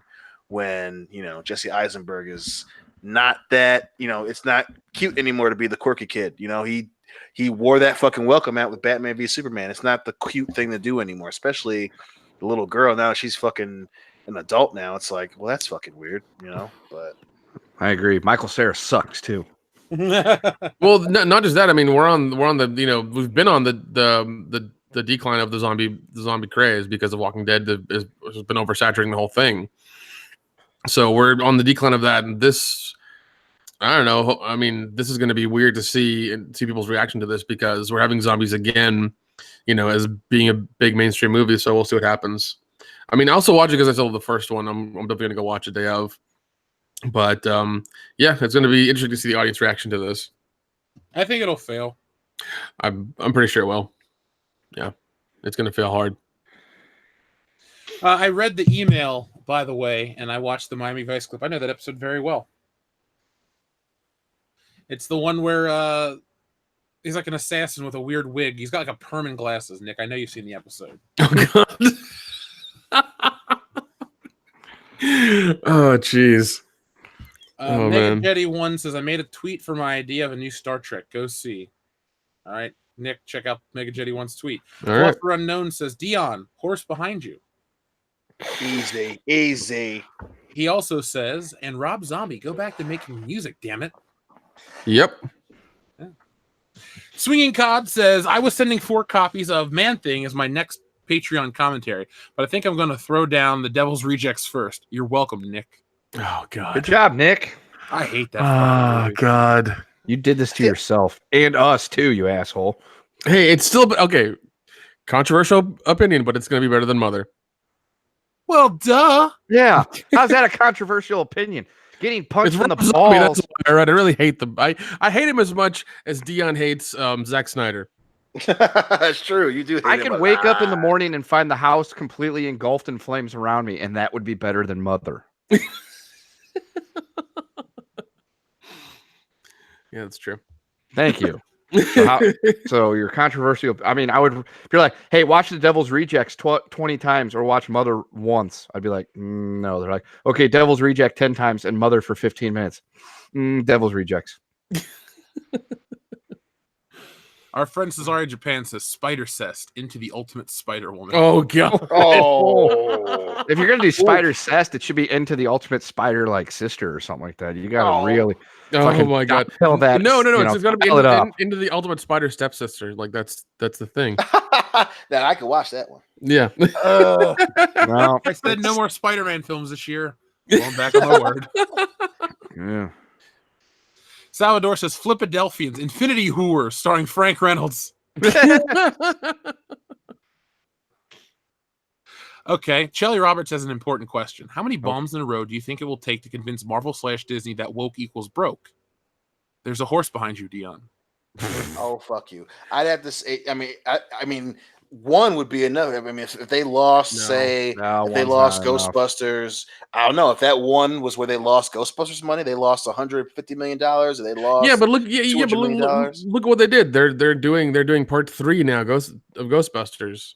Yeah, this is Disney we're talking about. They could lose $150 million and not fucking bat an eye. They need to have like 2 or 3 or 4 bombs in a row, and we need to be looking at, close to $1 billion losses. Yeah, it would have to be half $1 billion or more in losses, and then they'd wake up. Yeah, I mean, I don't know. Disney when they lost $250 million with John Carter, they jumped that shit fucking quick. So, I mean, with one huge Marvel loss where they lose $250 million, I think that would be a very swift kick in the ass, especially if it was, you lose $250 million and you have fan backlash after having a hit with Endgame and it just beats Avatar. I think one would do it, man. I think one at that level would do it. I think they would have to have more than one because they could sit there and say, okay, so this one was, not well received and lost a shitload of money. However, we still have all these coming up. We'll be fine. Because it's Marvel and it sells. People lose jobs after losing $150 million in a flop after one movie. It's possible, but I think they have to have at least more than one. Oof. I mean, I don't know. I would like to think that there will be more bombs of remakes at Disney, that they'll stop with the adaptations. Like, look, Lion King made money. We never debated that. We just made a video that said the reviews are dog shit and there's no creative originality. So there you go. But eventually, when they've gone through the 90s nostalgia, like the people our age, that the shit that we grew up with, we'll pay to see it or whatever. Once they go through that, if they try to remake like I think they're doing Lady in the Tramp, but if they try to do a live action version of, I don't know, Robin Hood or something like that, something that people aren't really attached to emotionally, and you do a couple of those in a row, maybe they'll well, I mean, Lion King globally did 700+ million, but domestically it only did 260. Yeah. Plus, I think a live action Lady and the Tramp could hit really well at the furry community. Oh God, can we talk about that Cats trailer? Did everybody see that? No. Yeah, what the fuck, dude? the things nightmares are made of, folks. That was weird as fuck, man. I watched 10 seconds of it. I was like, nope, click off. I was like, I can't do this. This is too weird. And then I just keep seeing the images, and I'm just like, please, no. It's so weird, dude. It's so weird. And so some people are getting mad because like one of the black actresses was like in white fur. I'm like, really? That's your problem with this? That's your problem with this? She's in white fur? Okay. Plus, white fur does not equate being a white person. Calm down. Well, Yeah. to crazy fucking wackos on Twitter, it does. Yeah, it's I don't know. It was like as soon as I saw it, I was like, no. And that's a movie that's probably going to bomb like immediately. I should was go hoping ahead. it wouldn't though, because it's going head to head with episode 9. Oh God.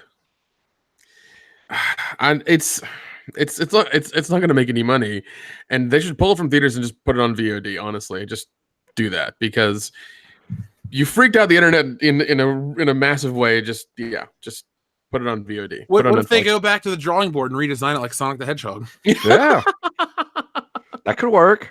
Then it'll come out this time next year. Sure. I mean, if they want to spend that kind of money on it, Yeah.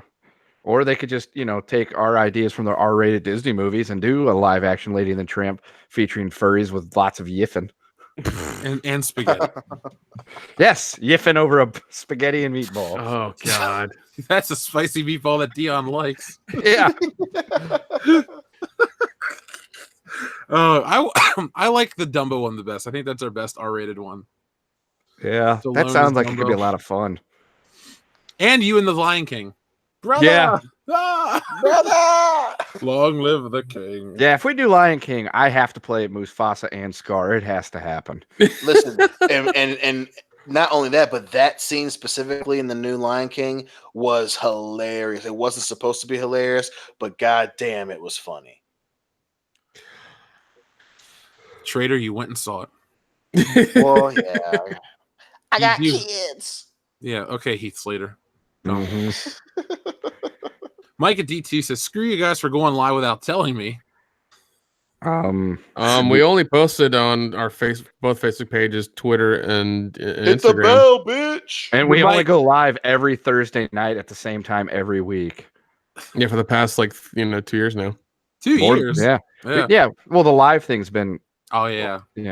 2 years. About a year and a half. Well, Micah, we'll always be here on Thursdays unless we're out of town, which we usually take that Thursday off so we can rest up for the long drives. But we Yep. still post a video typically. Yeah. Let's see. Ron Barrett says, hey, Jeff, who do I need to talk to about my Dragon Con email? That would be Kendo. All right. All I'll take a email, look. all email God. inquiries go directly to Kendo because Kendo Yeah, now runs. I got my tickets. I'm ready to go. Actually, it for me it's Dragon Con, then Horror Hound. It's for me, it's Las Vegas, then Horror Hound, then I got a wedding to attend. So Fun that'll be stuff. fun. Yeah.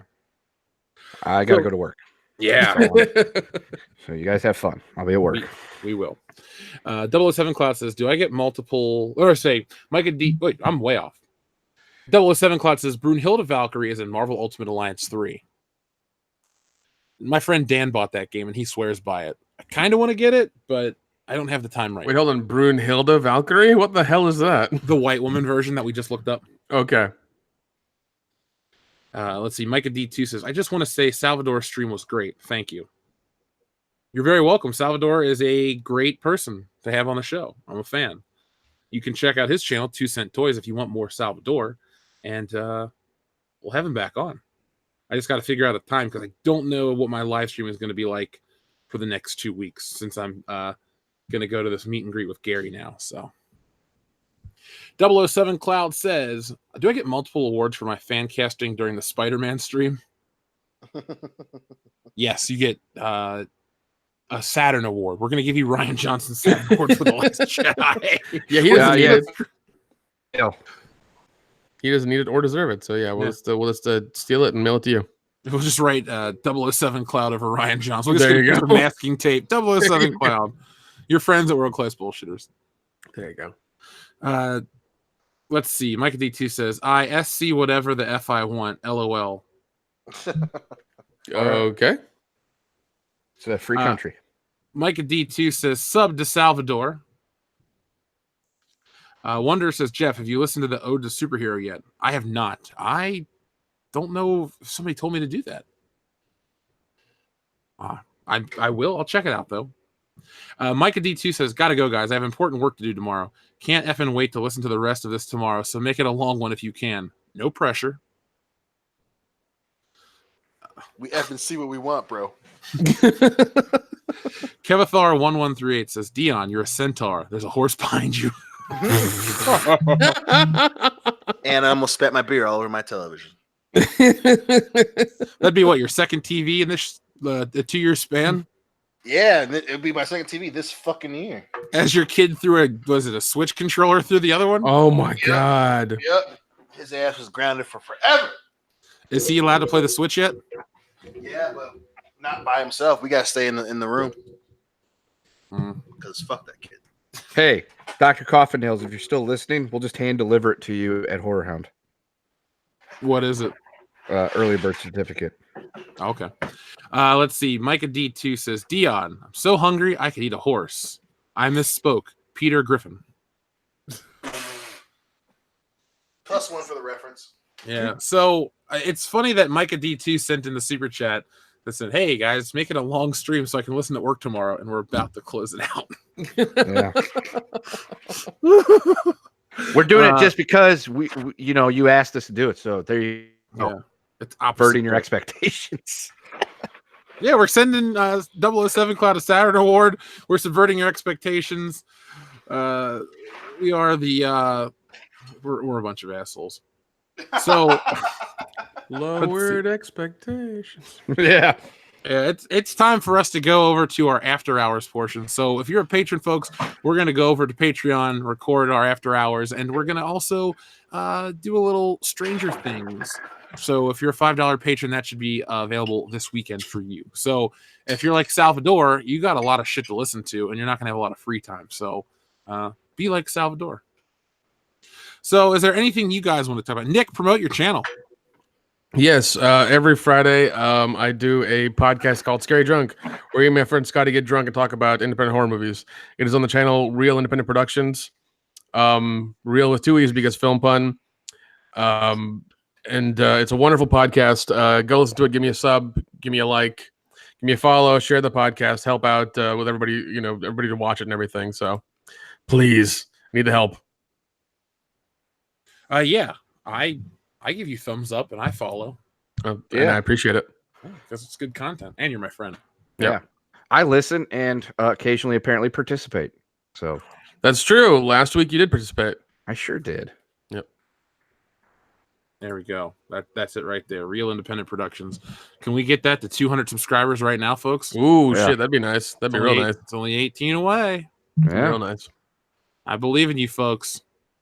Wonder other channels out there. Wonder said in this. I understood that reference. Thank you. Wonder says, cross the Golden Gate, Cali, where the SJWs dwell. You behold an endless horror, the goddess of thunder, Foster Thor.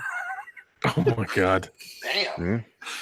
That's applause worthy, because that's like the old Marvel cartoon right there. That wins. I think we're going to end the show on that note. So, folks, this has been episode 181 of World Class. Wait, or 2. What week is it? Fuck. I think we're at 182. We're at 182. All right. This is episode 182 of World Class Bullshitters. Every Thursday night, we take a dump on the world of pop culture. If you enjoyed this video, let us know. Tell us down in the comments below. And we want to thank everyone who joined us tonight, who super chatted us, for everyone who keeps this channel alive. We appreciate each and every one of you.